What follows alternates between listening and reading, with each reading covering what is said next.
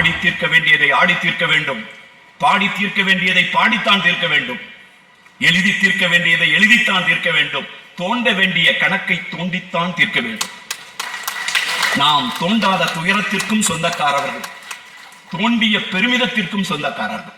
எனக்கு அவர் பேசிக்கிட்டு இருக்கும் போது இதையாவது தோண்டணுமே அப்படின்னு நினைச்சு சந்தோஷப்படுறதா, பெருமிதப்படுறோமா?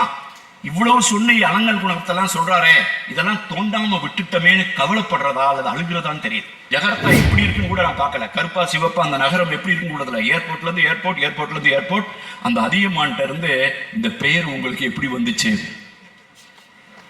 அவர் என்ன பதில் சொல்ற போறாருன்னு கூட எனக்கு தெரியும். இந்த கேள்வியை நான் தொலைபேசியிலும் கேட்டிருக்கலாம், மின்னஞ்சலிலும் கேட்டிருக்கலாம். ஆனால் பதில் தெரிந்தும் அதை அவரிடம் நேரில் கேட்க விரும்பினேன். அவர் பெயர் அதிகமா. அவர்கிட்ட கேட்ட பானையோட ஒரு படம் எடுத்துக்கலாம்னு ஆசையா இருக்கு, நான் எடுத்துக்கிறோம் கேட்டார். உட்காருங்க சார் எடுத்துக்கலாம் அப்படின்னாரு. என்னை உட்கார வச்சு அவர் தான் படம் எடுத்தார். அந்த பானையோட அப்படியே தொட்டு, அந்த பானையை தொடும்போது எனது தொன்மங்களை அப்படியே திருப்பி தன் மண்ணு போட்டு மூடிடுவாங்க.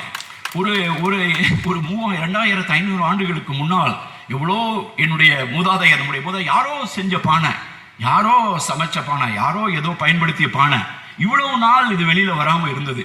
அந்த பானையை நான் தொட்டு ஒரு படம் எடுத்துக்கொண்டேன். அவனை வெளியில வந்தவன அப்படியே வாட்ஸ்அப்ல என்னுடைய மனைவிக்கு அனுப்பிச்சேன். இந்த பானை கிளியோபட்ரா பானை. அப்படிதான் நானும் விளக்கப்பட்டிருக்கேன். நானும் அதை நம்பிதான் வளர்ந்திருக்கேன். நான் ஒரு தமிழ் மாணவன். நான் BA தமிழ், MA தமிழ், அதை தவிர வேற எதுவுமே படிச்சது கிடையாது. நானும் அதை கேட்டுதான் வளர்ந்திருக்கேன். அப்ப எனக்கே இருக்கும்ல, என்னடா அது நம்ம வேற ஏழ்றையா இருக்கு, நம்ம கண்டுபிடிக்கிறது வேற மாதிரி இருக்கு. கொற்கை, வஞ்சி, தொண்டி, பூம்புகார், கண்ணகி இதெல்லாம் இங்க இருக்கு. இன்னும் சொல்றேன், குமரியும் இருக்கு, பகுரூல்னு ஒரு சின்ன நதி இருக்கு பாகிஸ்தான்ல. பகுருளி ஆற்றின் பன்மலை அடுக்கத்து குமரி கோடும் கொடுங்கோல் கொல்ல அப்படின்னு சொன்னா, ஒரு பையன் ஏர்போர்ட்ல இறங்கி என் பெட்டியை தூக்கிட்டு வந்துட்டு இருக்கேன். திடீர்னு ஓடி வந்து சார் அப்படிங்கிறான், யூடியூப்ல பார்த்துக்கிட்டு அப்படின்னு ஒரு செல்ஃபி எடுத்துன இடத்துல செல்ஃபி எடுக்கும் போதே சிந்துவெளி விட்ட இடமும் சங்க இலக்கியம் தொட்ட இடமும் ஒன்றே அப்படின்னால, ஆடா இவ்வளவு நாள் வேலை பார்த்தது செல்லும்டான்னு தோணும்.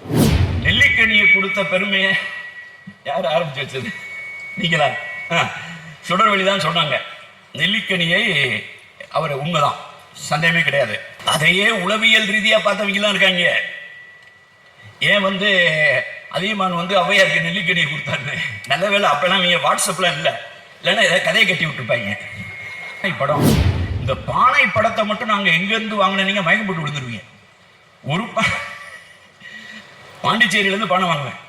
அந்த பானை அங்க மியூசியத்துல இருக்கும். அங்க ஒரு ஆபீசர்கிட்ட பேசி ஞாயிற்றுக்கிழமை அந்த பானை எடுத்து வெளியில வச்சு போலீஸ் பாதுகாப்போட படம் எடுத்து அங்க இருந்து வாங்க. இன்னொரு பானையை தேடினா பீகார் சிராண்டுல இருக்கு. அந்த பானை எங்கடா இருக்கு அப்படின்னு கேட்டா, அவர் டைரக்டர் ஆர்கியாலஜி பேசினா, அவருடைய அப்பா டைரக்டர் ஆர்கியாலஜியா இருந்தாரு, அவர் ஹிஸ்டரி ப்ரொஃபஸர் இருந்திருக்காரு. அந்த பானை எங்க வீட்டுல தான் இருக்கிறார் அவரு. உடனே அவர்கிட்ட ரெக்வஸ்ட் பண்ணி உங்க அப்பாட்ட சொல்லி இந்த படத்தை எடுத்து கொடுக்கியா அப்படின்னு சொல்லி அந்த பணத்தை சிராண்டுல இருந்து எடுத்திருக்கேன். இன்னொரு பானை இது இருக்கு கல்கட்டால, ஜமால்பூர் யூனிவர்சிட்டியா, கட்டக்ல ஜெகதல்பூர் யூனிவர்சிட்டியில இருக்கு. யூனிவர்சிட்டி ஹிஸ்டரி டிபார்ட்மெண்ட்ல அங்க ஒரு அலமாரியில் இருக்கு. அதை எடுத்து வெளியே வச்சு படம் எடுங்கயான்னு இந்தியா ஃபுல்லா, தெலுங்கானா, ஆந்திரா, மகாராஷ்டிரா, குஜராத்துக்கு போன் பண்ணி அந்த படம் வேணியான்னு கேட்டா, குஜராத்ல பயங்கர வெள்ளமாயி லோத்தல் ஃபுல்லா தண்ணியில மூழ்கி இருக்குங்கிறாங்க. அதுக்குள்ள போறாந்தாலும் 10 நாள் ஆகுங்கிறாங்க. நான் போட்டோ இருக்கு நாளை நீங்க அனுப்பி ஆகணும். உடனே டெல்லிக்கு பேசி அங்க சொல்லி என்னமே படங்களையாவது போய் அந்த படத்தை எடுக்க சொல்லி அந்த தண்ணியோட தண்ணியா போய் அவங்க படத்தை எடுத்து அனுப்பிச்சாங்க. தருமபுரியில் நடைபெற்ற ஒரு பண்பாட்டின் பயணம் சிந்து முதல் வைகை வரை நூல் ஆய்வு கருத்தரங்கம் நடைபெற்றது. இதில் பாலகிருஷ்ணன் இந்திய ஆட்சி பணி அவர்கள் ஆற்றிய உரையின் முழு தொகுப்பினை இங்கே பதிவேற்றம் செய்திருக்கின்றோம். மிக அருமையான ஏற்பாட்டாளர்கள், இதற்குத்தானே ஆசைப்பட்டாய் பாலகிருஷ்ணா? எப்படி தொடங்குறது? சில நேரங்கள்ல நம்ம எதனால ஒரு விஷயங்களை செய்யறோம்னா, அந்த பாட்டோட தொடங்கணும்னு விருப்பப்பட்டதுக்கு இந்த பாட்டு எப்படி உருவாச்சுன்னு நீங்க தெரிஞ்சுக்கணும். அப்பதான் அந்த மேடை 2016 இருந்து நாங்க ஒவ்வொரு செப்டம்பர் 20ஆம் தேதியும் நாங்க ஒரு சென்னை ரோஜா முத்தையா ஆராய்ச்சி நூலகத்தில் அந்த நாளை நாங்க இப்ப 2024 100ஆம் ஆண்டு விழாவை கொண்டாடுறோம். இதுக்கு முன்னால 94வது ஆண்டுல இருந்து நாங்க இதற்காக பயணப்பட்டு இருக்கோம். இந்த 2018 இந்த பானைத்தடம் உரைதான் எங்களுடைய ஆசிரியர் ஐராவத மகாதேவன் கலந்து கொண்ட கடைசி உரை. இந்த உரைக்காக நான் தயார் செய்திருக்கிறேன் ஆங்கிலத்தில் உரையில் பாட்ரூட். இந்த உரையை எல்லாம் தயார் செய்து அனுப்பியதற்கு முன்னாலும் நான் ஒரிசாவில் இருந்து சென்னைக்கு வந்து இந்த உரையை நிகழ்த்த வேண்டும். அதற்கு ஒரு 36 மணி நேரத்திற்கு முன்னால் ஏதோ ஒன்று சொல்லிக் கொண்டிருக்கிறது. இந்த பாட்ரூட் பானைத்தடத்தை பற்றி சொல்லுவதற்கு இன்னும் ஏதோ ஒன்று மிச்சம் இருக்கிறது என்று. அவ்வளவு அருமையான உரை, அவ்வளவு அருமையான வரைபடங்களை எல்லாம் ஆங்கிலத்தில் தயாரித்து கொண்டு எனக்குள் ஏதோ இன்னும் ஒன்று மிச்சம் இருக்கிறது என்று தோன்றிக்கொண்டே இருந்தது. அலுவலகத்திலிருந்து ஆபீஸ்ல இருந்து வீட்டுக்கு போகும்போது அப்பதான் சொன்னது, இதை ஒரு பாட்டா பாடணும் அப்படின்ட்டு. அந்த 36 மணி நேரத்தில் ஆபீஸ்ல இருந்து வீட்டுல இருந்து ஆபீஸுக்கு போகும்போது கார்ல அப்புறம் லிப்ட்ல ஒரு மீட்டிங்ல உட்கார்ந்து இந்த பாடலை எழுதி தாஜ்நூருக்கு சென்னைக்கு அனுப்பி அவர் முதல்ல ஒரு பதிவு பண்ணி அதை பிடிக்காம நள்ளிரவு வேல்முருகனை அழைத்து வந்து பாட வைத்து மறுநாள் சரி என்று சொல்லி விமான நிலையத்தில் அதற்கு ஒப்புதல் அளித்து சென்னையில் இறங்கியதும் பென்டிரைவில் வாங்கி அதை இசைத்து அந்த கூட்டத்தில் இருந்த அனைவரையும் எழுந்து நிற்க வைத்து இந்த புயமனை வழங்க வைத்தோம். அதுதான் களம் செய் கோவே. எல்லாம் சொல்லி முடிச்சதுக்கு பின்னால ஒண்ணு மிச்சம் இருக்கிற மாதிரி தோணும்.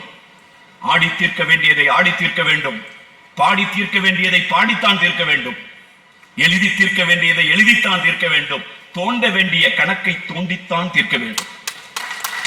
நாம் தோண்டாத துயரத்திற்கும் சொந்தக்காரர்கள், தோண்டிய பெருமிதத்திற்கும் சொந்தக்காரர்கள். எனக்கு அவர் பேசிக்கிட்டு இருக்கும் போது இதையாவது தோண்டணுமே அப்படின்னு நினைச்சு சந்தோஷப்படுறதா, பெருமிதப்படுறோமா? இவ்வளவு சொன்ன அலங்கல் குணத்தெல்லாம் சொல்றாரே, இதெல்லாம் தோண்டாம விட்டுட்டமேன்னு கவலைப்படுறதா அல்லது அழுகிறதான்னு தெரியுது. ஆக தோண்டிய பெருமிதத்திற்கும் தோண்டாத துயரத்திற்கும் நாம் சொந்தக்காரர்கள். எதை தோண்டினோம், எதை விட்டுட்டோம் அப்படின்னு நீங்க யோசிச்சு பார்த்தீங்கன்னா அப்பதான் இந்த கான்டெக்ஸ்ட் புரியும். இந்த நிகழ்வு, இந்த விழா, இது இங்க ஏன் நடக்கணும், இந்த தகடூர்னா என்ன உங்களுக்கு நான் அதுக்கு முன்னால் வர சொல்றேன். இந்த தகடூரை பற்றி எனக்கு மருத்துவர் செந்தில், முன்னாள் நாடாளுமன்ற உறுப்பினர், இந்த தகடூர் வரலாற்று பேரவை, இந்த புத்தக கண்காட்சி, நான் பேசிய சிறந்த புத்தக கண்காட்சி உரைகளில் அது ஒன்று. அதிலிருந்து நான் இங்கு மிகவும் நட்புடையவனாகிவிட்டேன். இந்த இடம் எனக்கு பிடிக்கும். அதுக்கு என்ன காரணம் சொல்றேன். எப்படி அந்த பாட்டை அப்படி எழுதணும், அதே மாதிரி ஒரு முறை 2009ஆம் ஆண்டு இந்திய நாடாளுமன்றத்துக்கான தேர்தலை 2007ஆம் ஆண்டு உத்தரப்பிரதேச தேர்தலுக்கான அட்டவணையை அறிவித்துக் கொண்டு நான் தேர்தலுக்கு தயாராகி கொண்டிருக்கும் போது எனக்கு இந்தோனேசியாவில் இருந்து ஒரு அழைப்பு வந்திருந்தது. தேர்தல் மேலாண்மையை பற்றி இந்தோனேசியாவில் பேச வேண்டும் என்று ஐநா சபையின் சார்பாக ஒரு அழைப்பு, ஐநா ஏற்பாடு செய்திருந்த கூட்டம். அதற்கு நான் போய்விட்டோம் என்றால் எனக்கு வேலை இருக்கிறது. நான் டெல்லியில் இருந்து சிங்கப்பூர் சென்று விமான நிலையத்திலிருந்து அங்கிருந்து எங்கேயுமே போகாம நேரா ஜகர்த்தாவுக்கு போய் ஜகர்த்தா விமான நிலையத்திலிருந்து நேரடியா எங்கேயும் போகாம ஒரு ஹோட்டல்ல போய் இந்த உரையை நிகழ்த்தி விட்டு அங்கிருந்து நேரா விமான நிலையத்துக்கு வந்து ஜகர்த்தால இருந்து சிங்கப்பூர் வந்து சிங்கப்பூர்ல இருந்து டெல்லிக்கு வந்து டெல்லியில இருந்து விமான நிலையத்திலிருந்து ஆபீஸ் போயிட்டேன். இது எல்லாமே 36 மணி நேரத்தில் முடித்தோம். நான் அங்கு போனதற்கு வேறு ஒன்றும் காரணம் இல்லை. ஜகர்த்தா எப்படி இருக்குன்னு கூட பார்த்துட்டு வரலை. ஏன்னா என்னை அழைத்த அந்த மின்னஞ்சலில் அழைத்தவரின் பேர் அதியமான். அந்த அதியமான் யாருன்னு பார்க்கணும். எனக்கு தெரியும் அந்த அதியமான் யாருன்னு எனக்கு தெரியும். அவர்கிட்ட போன்ல கேட்டேன், எந்த ஊர் அப்படின்னு கேட்டேன். அவர் இந்தோனேசியாக்காரர் தான். இருந்தாலும் எனக்கு அழைப்பெழுப்பி அந்த அதியமானை நான் நேரில் பார்க்க வேண்டும். சில விஷயங்கள் நான் ரொம்ப பயங்கரமான ரொம்ப முரண்டா இருப்பேன். செய்யணும்னு நினைச்சா செஞ்சே தீருவேன். அதனால என்ன நடந்தாலும் சரி. ஆக இந்த 34 பயணத்தினால் நான் அடைந்தது ஒன்றுமில்லை. ஜகர்த்தா எப்படி இருக்குன்னு கூட நான் பார்க்கல. கருப்பா சிவப்பா அந்த நகரம் எப்படி இருக்குன்னு கூட ஏர்போர்ட்ல இருந்து ஏர்போர்ட், ஏர்போர்ட்ல இருந்து ஏர்போர்ட். அந்த அதியமான்ட்ட இருந்து இந்த பெயர் உங்களுக்கு எப்படி வந்துச்சு, அவர் என்ன பதில் சொல்ற போறாரு கூட எனக்கு தெரியும். இந்த கேள்வியை நான் தொலைபேசியிலும் கேட்டிருக்கலாம், மின்னஞ்சலிலும் கேட்டிருக்கலாம். ஆனால் பதில் தெரிந்தும் அதை அவரிடம் நேரில் கேட்க விரும்பினேன். அவர் பெயர் அதியமான். அவர் சொன்னாரு, நான் இந்தோனேசியாக்காரன், ஐநா சபையில் நியூயார்க்கில் வேலை பார்த்துக் கொண்டிருக்கிறேன். இதே கேள்வியை என்னிடம் ஏற்கனவே 2-3 பேர் கேட்டிருக்கிறார்கள் நியூயார்க்கில். அவங்கெல்லாம் யாருன்னு கேட்டேன். அவர்கள் அனைவருமே துருக்கி என்ற நாட்டைச் சேர்ந்தவர்கள். ஏனெனில் அவர்களுடைய ஊரின் பெயர் அதியமான். நான் சொன்னேன், நான் இந்தியாவில இருந்து சிங்கப்பூர் வந்து, சிங்கப்பூர்ல இருந்து ஜகார்த்தா வந்து இங்க ஹோட்டல்ல வந்து இந்த கேள்வியை கேட்கறதுக்கு அதே தான் காரணம். ஆனா நான் துருக்கியை சேர்ந்தவன் இல்லை. எங்கள் வந்து தகடூர்னு ஒரு பகுதி இருக்கு, நாங்க ஒரு அதியமான் வச்சிருக்கோம். தெரிந்து கொள்ளுங்கள், அதியமான் என்பது துருக்கியில் மிக முக்கியமான ஒரு பகுதி. அதற்கு பின்னால் நடந்து வந்தால் நெடுமான் என்ற ஒரு ஊர், அதற்கு பின்னால் அஞ்சி என்பதும் ஒரு ஊர். சிந்துவெளியிலும் கூட நெடுமான் அஞ்சி, அதியமான் நெடுமான் அஞ்சி என்று நம்மை தொடர்ந்து தொடர்ந்து மனிதனின் பயணத்தின் ஊடாக பயணித்துக் கொண்டிருக்கிற அடையாளம் அதியமான் நகரஞ்சி. அதுக்காக வந்து என்ன சார் வந்து இங்க வந்து அதியமான் வந்து நம்மகிட்ட இருந்து எடுத்துட்டு போயிடுவாரு. இல்லை, அதியமான் கோட்டை இங்கும் இருக்கிறது, அதியமான் இங்கும் வாழ்ந்திருப்பார். தகடு என்பது ஒரு ஊர் சிந்துவெளியில், அந்த ஆப்கானிஸ்தான் தகடு ஊர். ஆக நீங்கள் சொல்கிற எல்லா அடையாளங்களும், உங்களது தகடு, உங்களது அதியமான், நெடுமான், அஞ்சி அனைத்துமே நமது காலடி சுவடுகள். நாம் சுமந்து சுமந்து சுமந்து நடந்து வந்த வரலாற்றினுடைய பாதைகள். இன்னைக்கு வேணா சொல்லலாம், நீ இந்த ஜாதி, நான் அந்த ஜாதி, நான் பெரியவன், நீ பெரியவன், ஆண்ட பரம்பரை, எல்லாம் வேணாலும் பேசலாம். ஒண்ணுமே கிடையாது, எல்லாமே பொய். நாம் புரிந்து கொள்ள வேண்டிய ஒன்று இருக்கிறது. இது மனிதர்களுடைய பயணத்தால் கட்டமைக்கப்பட்டது. மனித குல வரலாறு என்பது பயணங்களால் கட்டமைக்கப்பட்டது. பயணங்களுக்கு வெளியே வரலாறு என்று ஒன்றுமே இல்லை. மனித வரலாறு என்பது பயணங்களின் கூட்டுத்தொகை. பயணத்தை மட்டும் கழட்டி வச்சிட்டீங்கன்னா மனிதன் வரலாறே கிடையாது. அதுக்கு பின்னால் நாம் என்ன ஆரம்பிச்சிருவோம்னா, குண்டாச்செட்டிக்குள்ள குதிரை ஓட்ட ஆரம்பிச்சிருவோம். குண்டாச்செட்டிக்குள்ள குதிரை ஓட்டவே கூடாது. எங்க வேணாலும் குதிரை ஓட்டலாம், சிந்துவெளியிலும் குதிரை ஓட்டக்கூடாது. மொஹஞ்சதாரோன்னு ஒரு சினிமா எடுத்தாங்க, படம், இந்தியில. ஃபர்ஸ்ட் ஷாட்டே எல்லாம் வெள்ளை வெள்ளையா வர்றாங்க. மொஹஞ்சதாரோட வெள்ளையா இருந்திருக்க வாய்ப்பு இல்லை. ரெண்டாவது குதிரை ஓடுது. குதிரை எப்படிடா மொஹஞ்சதாரோட ஓடும்? எருமை ஓடலாம், திமிழ் காளை மாடு ஓடலாம். அப்ப மொஹஞ்சதாரோன்னு ஒரு படம் எடுத்து, எப்படி இங்க சிந்து சமவெளின்னு ஒரு படம் எடுத்து அதுல வேற ஒரு கதையை வச்சாங்களோ. என்னங்களா சிந்து சமவெளின்னு ஒரு படம் எடுத்து என்னடா கதை வச்சிருக்கீங்க? அது மாதிரி மொஹஞ்சதாரோன்னு ஒரு படம் எடுத்து அதில் குதிரையை ஓட்ட விட்டாங்க. அது மாதிரி நீங்க வந்து தரவுகளால் வரலாற்றை கட்டமைக்க வேண்டும். பயணங்களை மறுக்கக்கூடாது, புலப்பெயர்வுகளை மறுக்கக்கூடாது. நம்ம வந்து எப்பயுமே வந்து இவன் வந்தேறி, நான் வந்தேறி, நான் இங்கே இருந்தவன், இங்கே முளைச்சவன், 2 கோடி வருஷமா இங்கே தான் என்னை நட்டு வச்சிருக்காங்க, நான் எங்கேயுமே மூவ் ஆகல, இப்படிலாம் பேசுறது பைத்தியக்காரத்தனம். ஆக இதை ஏன் வந்து மற்றவங்க வேணா பேசலாம், நம்ம பேசக்கூடாது? ஏன் பேசக்கூடாதுன்னா, நம்முடைய சமூகத்தினுடைய விளிம்பியம் அப்படி. நான் ஒரு வரியை 2300 ஆண்டுகளுக்கு முன்னால் எழுதப்பட்ட பட்டினைப்பாலை என்ற 10 பாட்டில் ஒன்றான ஒரு பட்டினைப்பாலையிலிருந்து 2 வரியை சொல்கிறேன். அந்த நகரம் ரொம்ப சிறப்பாக இருக்கும். இவன் என்ன சொல்லவனா, இவ்வளவு பெரிய நகரம், இவ்வளவு சிறப்பான இந்த நகரத்தை எனக்கு நீ அப்படியே எழுதி கொடுத்தா கூட, இப்படி சொல்ல, இந்த கவிதை சொல்லும் போது நான் என் மனைவியிடம் சொன்ன இன்னொரு டயலாக் யாவும் வருது, அது வேற சொல்றேன் நான். இந்த நகரத்தையே எனக்கு கொடுத்தா கூட நான் வந்து விரும்ப மாட்டேன் அப்படின்னு சொல்றான். மொழி பல பெருகிய அந்த நகரம், அது பூம்புகார் நகரம், முட்டாச்சிறப்பின் பட்டினம், ரொம்ப புகழ்பெற்ற பட்டினம் அந்த பூம்புகார் பட்டினம். அது எப்படிப்பட்ட நகரம்னா, மொழி பல பெருகிய. அங்க வந்து ஆள் மட்டும் நிறைய இல்லை, மொழிகளே நிறைய இருக்கு. ஒரு நகரத்துல பல மொழிகளை பேசுபவர்கள் இருக்கிறார்கள். மொழி பல பெருகிய பழித்தேர் தேயத்து புலம்பெயர் மாக்கள், மைக்ரண்ட் ஆகி பல நாடுகளை சேர்ந்த பல மொழிகளை பேசுபவரெல்லாம் புலம்பெயர்ந்து வந்து இங்கு கலந்து இனிது உரையும். ஒருத்தர் சகிச்சுக்கிட்டு இருக்கல, கலந்து இனிது உரையும் முட்டாச்சிறப்பின் பட்டினம். வெவ்வேறு மொழிகளை பேசுபவர்கள், புலம்பெயர்ந்து வந்தவர்கள் ஒரு நகரத்தில் மகிழ்ச்சியாக சேர்ந்து வாழ்கிறார்கள் என்றால் அதற்கு இன்றைய கால மொழியில் ஒரு பெயர் உண்டு. அதற்கு வந்து மெட்ரோபாலிட்டன் மட்டும் கிடையாது, காஸ்மோபாலிட்டன் சிட்டி. இந்த காஸ்மோபாலிட்டனிசம் அப்படின்னு சொல்லுகிற ஒரு பெருநகர பண்பாட்டிற்கு சொந்தக்காரர்கள் சங்க இலக்கியத்தை வடிவமைத்தார்கள். 5000 ஆண்டுகளுக்கு முன்னால், 4500 ஆண்டுகளுக்கு முன்னால் இந்த உலகத்தில், இந்த பூமியின் முதுகில் ஒரு நகரம் குப்பை தொட்டி வசதியோடு, கழிப்பறை வசதியோடு, குளிப்பிட வசதியோடு, ஒரு பொதுவான சிவிக் சென்ஸ் என்று சொல்லப்படுகிற எல்லா வசதிகளோடும் ஒரு பல மக்களும் சேர்ந்து வாழ்கிற ஒரு பன்மியம் கொண்ட ஒரு நகரம் இருந்தது என்றால் அது மொஹஞ்சதாரோ, ஹரப்பா. அதற்கு இணையான நகரம் அப்போது அமெரிக்காவிலும் இல்லை, ஐரோப்பாவிலும் இல்லை, வேறு எங்கேயுமே இல்லை. அப்படிப்பட்ட ஒரு நகரத்தினுடைய தொடர்ச்சி எங்க போயிடும்? அவங்களாம் காணாம போயிடுவாங்களா? அதை தேடி தேடி தேடி பார்க்கும்போது அவர் சொன்ன மாதிரி அமர்நாத் ராமகிருஷ்ணன் சொன்னார் பார்த்தீங்களா, அமர்நாத் ராமகிருஷ்ணன்லாம் இந்த தமிழ் சமூகத்திற்கு கிடைத்த மிகச்சிறந்த கொடை. அவர் கொண்டாடப்பட வேண்டிய மனிதன். இந்த உண்மையை சொல்வதற்காக, இந்த உண்மையை சொன்னதற்காக அவர் பட்ட பாடுகளை நான் அறிவேன். அந்த அளவுக்கு பர்சனல் டார்ச்சரோட, பர்சனலா துயரத்துக்கு ஆளாகி உண்மையை சொல்ல வேண்டும் என்று எவனும் பாடுபடுவதில்லை.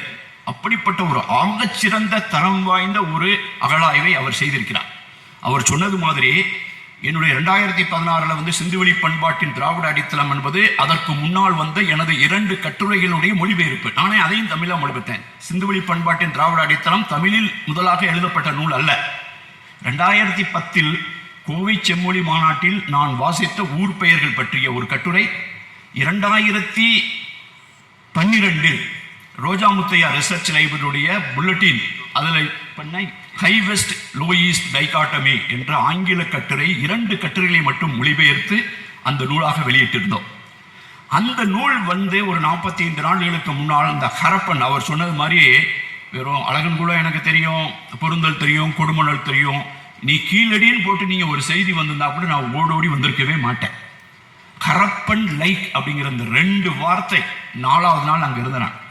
ஒரிசாவில் வந்து உடனே பறந்து மதுரைக்கு வந்து மதுரையிலேருந்து ஏர்போர்ட்டில் நேராக அவரோட ராஜவேலோட கூட போய் அங்கே உட்காந்து ஒரு நாள் முழுக்கும் அவரோட இருந்தேன். ஏன்னா அந்த ஹரப்பன் லைக் அப்படிங்கிற அந்த சொல் எனக்கு தேவைப்பட்டது. அங்கே போயிருந்தப்ப அவர் எனக்கு சுற்றி காமிச்சார். சுற்றி காமிச்சப்ப அப்பக்கப்போ என்னுடைய மனைவிக்கு நான் வந்து ஃபோட்டோ அங்கே கிடைச்ச விஷயங்கள்லாம் அனுப்பிச்சிட்டு இருக்கேன். அப்போ வந்து ஒரு அருமையான பானை, அவர் அதில் கூட காட்டிருப்பாரு, நான் கூட அந்த அவருடைய இதுலேயும் ஒரு அருமையான பானை. அந்த பானை கிட்ட போய் எனக்கு ஒரு படம் எடுக்கணும்னு ரொம்ப ஆசை. பானையோட உட்காந்து ஒரு ஃபோட்டோ எடுத்துறமான்ட்டு. பொதுவாக சிலர் வந்து ஏஎஸ்ஐ இந்த மாதிரி விஷயங்களில் வந்து நம்ம அனுமதி கேட்காம திடீர்னு போய் செல்ஃபி எடுக்கிற மாதிரி எடுக்கக்கூடாது. அவர்கிட்ட கேட்டு அந்த பானையோட ஒரு படம் எடுத்துக்கலான்னு ஆசையாக இருக்குது, நான் எடுத்துக்கிறோன்னு கேட்டார். உட்காருங்க சார் எடுத்துக்கலாம் அப்படின்னாரு. என்னை உட்கார வச்சு அவர் தான் படம் எடுத்தார். அந்த பானையோட அப்படியே தொட்டு அந்த பானையை தொடும்போது எனது தொன்மங்களை அப்படியே திருப்பி மண்ணு போட்டு மூடிடுவாங்க. ஒரு ஒரு ஒரு 2500 ஆண்டுகளுக்கு முன்னால் எவ்வளோ என்னுடைய மூதாதையர், நம்முடைய யாரோ செஞ்ச பானை, யாரோ சமைச்ச பானை, யாரோ ஏதோ பயன்படுத்திய பானை, இவ்வளவு நாள் இது வெளியில வராமல் இருந்தது. அந்த பானையை நான் தொட்டு ஒரு படம் எடுத்துக்கொண்டேன். அவன் வெளியில வந்தவன அப்படியே வாட்ஸ்அப்ல என்னுடைய மனைவிக்கு அனுப்பிச்சேன். இந்த பானை கிளியோபட்ரா பானை, இந்த உலகத்தின் ஆகச்சிறந்த அழகியுடன் நான் ஒரு படம் எடுத்துக்கொண்டேன் அப்படின்னு சொல்லி இந்த பானைக்கு வந்து கிளியோபட்ரா பானைன்னு ஒரு படம் பேர் வச்சேன். எங்க வீட்டில் இன்னைக்கு அந்த பானைக்கு பேர் கிளியோபட்ரா பானை. நான் கிளியோபட்ராவோடு எடுத்துக்கொண்ட செல்ஃபியும் புகைப்படமும் அந்த பானை. அந்த வாய்ப்பை எனக்கு கொடுத்தவர் வந்து ராமகிருஷ்ணா. அப்ப இந்த சுவாரஸ்யமான இந்த தேடுதல் பணிகள் வந்து நாம புரிஞ்சுக்கிற வேண்டிய விஷயங்கள் நிறைய இருக்கு.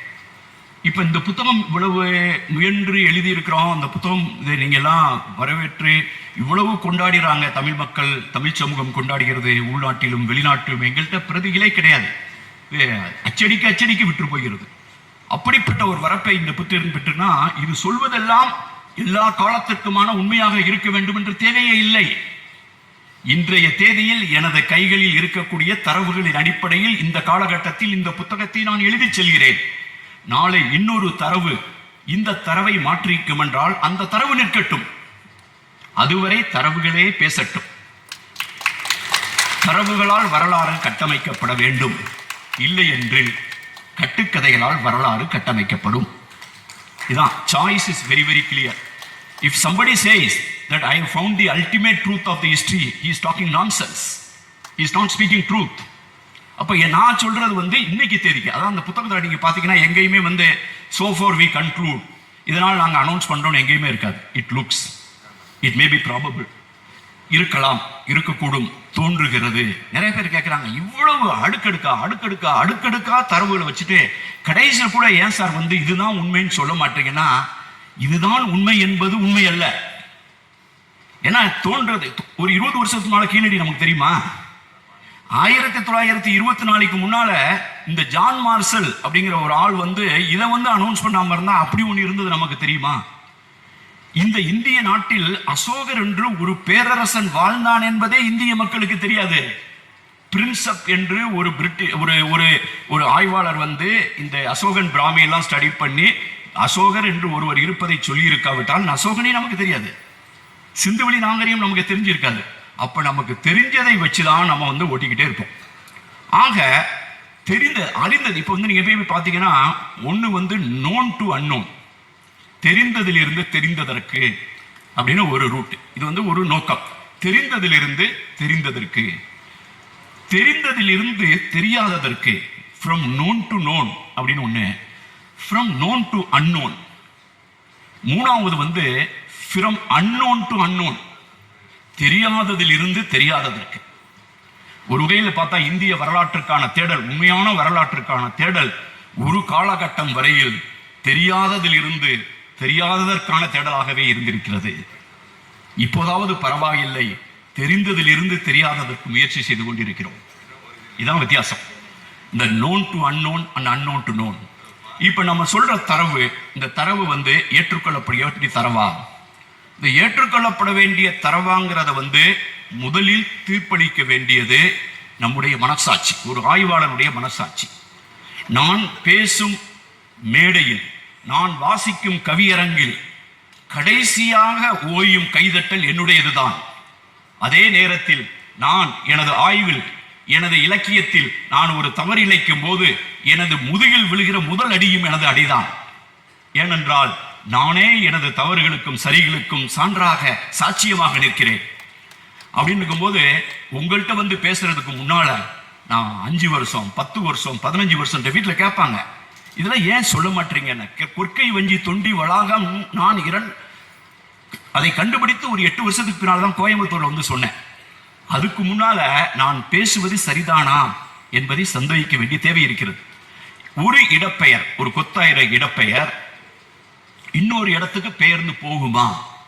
அப்படி பெயர்ந்து போனால் யதார்த்தமா போயிருக்குமா, அல்லது உண்மையிலேயே அதற்கு ஒரு காரணம் இருக்குமா? அப்படி ஒரு காரணம் இருந்தாலும் அது புலப்பெயர்வுக்கான அடையாளமா இருக்குமா? இப்படிலாம் கேள்விகளை கேட்க வேண்டி இருக்கிறது. எனக்கு இது பற்றிய சின்ன சின்ன ஸ்டடி பண்ணியிருப்பேன். ஒரிசாவுக்குள்ள ஒரு ஸ்டடி பண்ணியிருப்பேன். போலந்துல இருந்து ரஷ்யாவுக்கு, ரஷ்யாவில இருந்து போலந்துக்கு திரும்பி வந்த யூதர்கள் பற்றி ஒரு ஸ்டடி பண்ணியிருப்பேன். இஸ்ரேல் பற்றி ஸ்டடி பண்ணியிருப்பேன். ஐரோப்பாவிலிருந்து அமெரிக்கா அவங்க போனவங்க, ஈரான்ல இருந்து இந்தியாவுக்கு வந்த பார்சி, இந்த மாதிரி ஆப்பிரிக்க நாடுகள்லேருந்து ஐரோப்பா அமெரிக்காவுக்கு போனவங்க, இப்படி ஒரு 7-8 ஸ்டடிஸ், கேஸ் ஸ்டடிஸ் பண்ணி இதை எல்லாம் மூலமா என்னுடைய கருதுகோளை தீர்மானித்து கொண்ட பின்னால் நான் வாயை திறந்தே பேசுவேன். இது எப்படின்னா, ஒரு உதாரணத்துக்கு சொல்றாங்க கேட்டா, எனக்கு இந்த வாசலை திறந்து விட்டவன் ஒரு சாதாரண பழங்குடி மனிதர். தெரியும், இந்த புத்தகத்தில் கூட அவரை பற்றி போட்டிருப்பேன். எங்க ஊர்ல வந்து ஒரிசாவில் வந்து ஒரு திராவிட பழங்குடி மக்கள் வசிக்கிற ஒரு பகுதியில் நான் வேலை பார்த்துட்டு, அவங்களுடைய ஏதோ ஒரு புத்தகத்தில் படிக்கும் போது நான் பார்த்தேன், இவங்க இப்ப இருக்கிற கிராமத்துக்கு இந்த இடத்துல இந்த கிராமம் இல்லை, கொஞ்சம் வருஷத்துக்கு முன்னால அது அந்த இடத்துல இருந்துச்சு, ஒரு 4-5 கிலோமீட்டர் தள்ளி இருந்துச்சு. அப்புறம் அதுக்கு முன்னால ஒரு 60-70 வருஷத்துக்கு முன்னால கிலோமீட்டர் அதுக்கு முன்னால ஒரு 60-70 வருஷத்துக்கு முன்னால அந்த ஊர் வந்து அந்த இடத்துல இருந்துச்சுன்னு சொன்னாங்க. இப்ப எனக்கு தெரிஞ்சு ஒரு வயசானவர், அவர் கேள்விப்பட்டதுல இருந்தே இந்த இடம் வந்து இந்த கடந்த 150 வருஷத்துல 3 இடத்துக்கு மாறி இருக்குன்னு சொன்னாங்க. சரி, நான் வந்து அவர்கிட்ட கேட்டேன், சரி இப்போ வந்து இந்த ஊருடைய பேர் இது, நீங்க அங்க இருக்கும்போது அதனுடைய பேர் என்னன்னு கேட்டேன். அதுதான் இது அப்படின்னாரு. அதுக்கு முன்னால அங்க இருக்கும்போது என்ன இருந்தானே, அதுவும் இதுதான் அப்படின்னாரு. எங்க 3 இடத்த மாத்தி மாத்தி வந்துட்டு இருக்கீங்க, ஒரு புது பேர் வச்சிருக்க கூடாதா? அதே பேரை, எனக்கு தெரியும் காரணம் என்னன்னு, இருந்தாலும் அவர்கிட்ட நான் உரண்டையில் கேட்கிறேன். அவர் சொல்றாரு வந்து, ஏங்க வேற பேரை வைக்காம ஒவ்வொரு இடத்துலையும் மாறுறீங்க, அதே பேரை எதுக்கு சொல்ல வந்து, அப்போ எனக்கு வந்து எந்த பல்கலைக்கழகம் இதை எனக்கு சொல்லிக் கொடுக்க முடியாது. என்னங்க புரியாம பேசிட்டீங்க? அவர் என்கிட்ட சொல்றாரு, இது இந்த பேருக்கு எனக்கு என்ன தம்மா, எங்க எப்பயோ எங்க தாத்தா இவங்கெல்லாம் யார் வச்சதுன்னே தெரியல அந்த பேரு. இப்ப எங்க தாத்தா, எங்களுடைய மூதாதையர்களுடைய ஆவியெல்லாம் எங்களோட தான் வசிச்சுக்கிட்டு இருக்கு. ஒருவேளை நாங்க இடத்த மாத்தி போய் இந்த ஊருக்கு வேற ஒரு பேர் வச்சிட்டோம்னா, அப்ப எங்களை பார்க்க வர்ற ஆவி எல்லாம் கன்ஃபியூஸ் ஆயிராதா, குழப்பம் ஆயிராதான்னு ஒரு கேட்டாரு. இப்படி ஒரு ரீசன் இருக்கா? பின்கோடு மாறி போச்சுன்னா ஆவிக்கு ஒரே கன்ஃபியூஷன் ஆயிரும் அப்படின்னு சொல்லதான் இது வந்து நகைப்பு. இதுதான் ஒரு ஆகச்சிறந்த ஒரு ஆந்த்ரோபாலஜிக்கல் ட்ரூத். இந்த உண்மையை எந்த பல்கலைக்கழகமும் சொல்லிக் கொடுக்காது. ஒரு பழங்குடி தான் உங்களுக்கு சொல்லிக் கொடுக்க முடியும். ஒரு பழங்குடி தான் சொல்லிக் கொடுக்க முடியும். நீங்க அவன்கிட்ட போய் என்ன இவ்வளவு மூட நம்பிக்கையா இருக்கு? யார்கிட்ட மூட நம்பிக்கை இல்லை? நீங்க போய் ஃபாரின்ல போனீங்கன்னா பெரிய 5 ஸ்டார் ஹோட்டல்ல நீங்க லிஃப்ட்ல போய் இருந்துருவீங்க, 12வது ஃப்ளோர் வரும், 12வது ஃப்ளோருக்கு அடுத்து 14வது ஃப்ளோர் தான் வரும், 13வது ஃப்ளோரே இருக்காது. நிறைய வெளிநாடுகள்ல 13வது ஃப்ளோர் இருக்காது. ஏன் 13வது ஃப்ளோர் இருக்குன்னா, அவங்க எல்லாருமே வந்து 13 வந்து ராசி இல்லாத நம்பர் நினைக்கிறாங்க. அதனால 13ஆம் நம்பர்ல ரூம் ஏதாவது கிடைச்சிருச்சு வைங்க, 1310வது ரூம்ல போட்டா இல்ல எனக்கு வேற ஏதாவது ரூம் கிடைக்குமா நீங்க கேட்பான். இதுக்கு பயந்துட்டு அது காலியா இருக்குன்ட்டு நிறைய நட்சத்திர ஹோட்டல்ல அமெரிக்காவா இருந்தாலும் சரி லண்டனா இருந்தாலும் சரி 13வது ஃப்ளோரே இருக்காது. இவ்வளவு படிச்சவங்க இவ்வளவு விஞ்ஞானம் பண்ணவங்க 13வது ஃப்ளோரே வைக்காதுன்னு சொல்லும் போது என் பழமொழி வந்து இப்படி நினைக்க கூடாதா? அவனை போய் படம் மூட நம்பிக்கைன்னா அப்பதான் அவர் தான் எனக்கு கண்ணை திறந்து வச்சாரு. போகும்போது எதை வந்து வேணாலும் விட்டுட்டு போவான், கட்டில விட்டு போவான், தொட்டியை விட்டு போயிடுவான், வீடை விட்டு போயிடுவான், பேரை தூக்கிட்டு போவான். ஏன்னு கேட்டீங்கன்னா ஆவிக்கு குழப்பமாயின்னு பயப்படுறான். அதே மாதிரி பேர் வைக்கிறது, நான் எங்க ஊர்ல ஒரிசால எல்லாம் பழங்குடி மக்கள்கிட்ட போய் ஒவ்வொன்றா எனக்கு லீவ் கிடைக்கும் போது சனி ஞாயிறுலாம் அவ்வளோ அந்த வேலை தான் பார்த்துட்டு இருப்பேன். லீவ் கொஞ்சம் கேப் கிடைச்சுன்னா எங்க போயிடுவேன். பேர் வைக்கும் போது நான் பார்க்கணும்னு சொல்லி வச்சிருப்பேன் எங்க தாசில்தார்ட்டெல்லாம். உடனே பேர் வைக்கிற இடத்துக்கு என்னை கூட்டு போவாங்க. பேர் வைக்கிறது எப்படி வச்சுன்னு கேட்டீங்கன்னா, ஒரு ஆளுக்கு பேர் வைக்கிறாந்தா இறந்து போன ஒரு ஆளுடைய ஆவிதான் பிறந்து இந்த பயலா பிறந்திருக்கான் அப்படின்னு நம்புறாங்க. அதனாலதான் பேரன் பேரு. குடும்பத்திலே ஒருத்தர் தான் பிறந்திருக்காரு. நம்ம பொதுவாக பிள்ளைங்களை கொஞ்சமாதே அம்மா தானே கொள்றோம். எங்க அம்மா தான் பிறந்திருக்காங்க, எங்க அப்பா தான் பிறந்திருக்காங்க. எங்க சொந்தக்காரங்க எல்லாம் நிறைய பேர் வந்து தாத்தா பேர் தான் வச்சிருப்பாங்க. ஃபேமிலியில ஒருத்தருக்காவது தாத்தா பேர் இருக்கும், 4-5 பேர் இருந்தாலும். இப்ப இந்த இந்த குலத்தை சேர்ந்தவங்கள செத்து போன யாரு பிறந்திருக்கான்னு இவங்களுக்கு ஒரு கன்ஃபியூஷன். 4-5 தாத்தா இருக்கும்போது இவர் வந்து பிறந்திருக்கிற யாரு அப்படிங்கிறத இந்த கிராமத்தில் பழங்குடி மக்கள் இவன் கையில வந்து ஒரு கோழி அடிச்சு அந்த காலை அதை சமைச்சு ஒரு காலை அந்த சின்ன பையன் கையில மாதிரி கொடுத்துட்டு ஒவ்வொரு பேரா சொல்லிட்டு வருவேன்.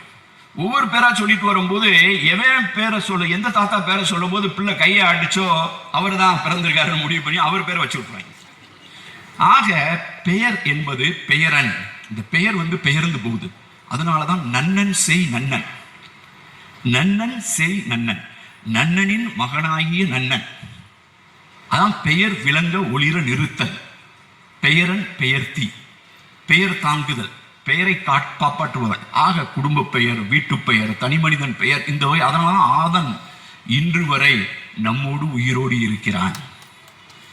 ஆதன் அதனால்தான் நம்மோடு கீழடியில் பானை ஓட்டில், சிவகலையில் பானை ஓட்டில், சங்க இலக்கியத்தில் நல் ஆதனார் என்று புலவரின் பெயரில் அந்துவன் சேரல்ங்கிற பெயர் மாறி மாறி சேரல் ஆதன் என்று ஒரு மன்னனின் பெயராக இன்று எனக்கு தெரிஞ்சு நான் கீழடி வந்ததுக்கு பின்னால வெளிநாட்டுல இருந்து நிறைய பேர் ஃபேஸ்புக்கில் வந்து சார் பையன் பிறந்திருக்கான் சார், ஒரு பேர் வச்சு விடுங்க சார், வெயிட்டிங் ரிமைண்டிங்னா நான் வந்து கிட்டத்தட்ட ஒரு 20 பேருக்காவது ஆதன்னு பேர் வச்சு விடு.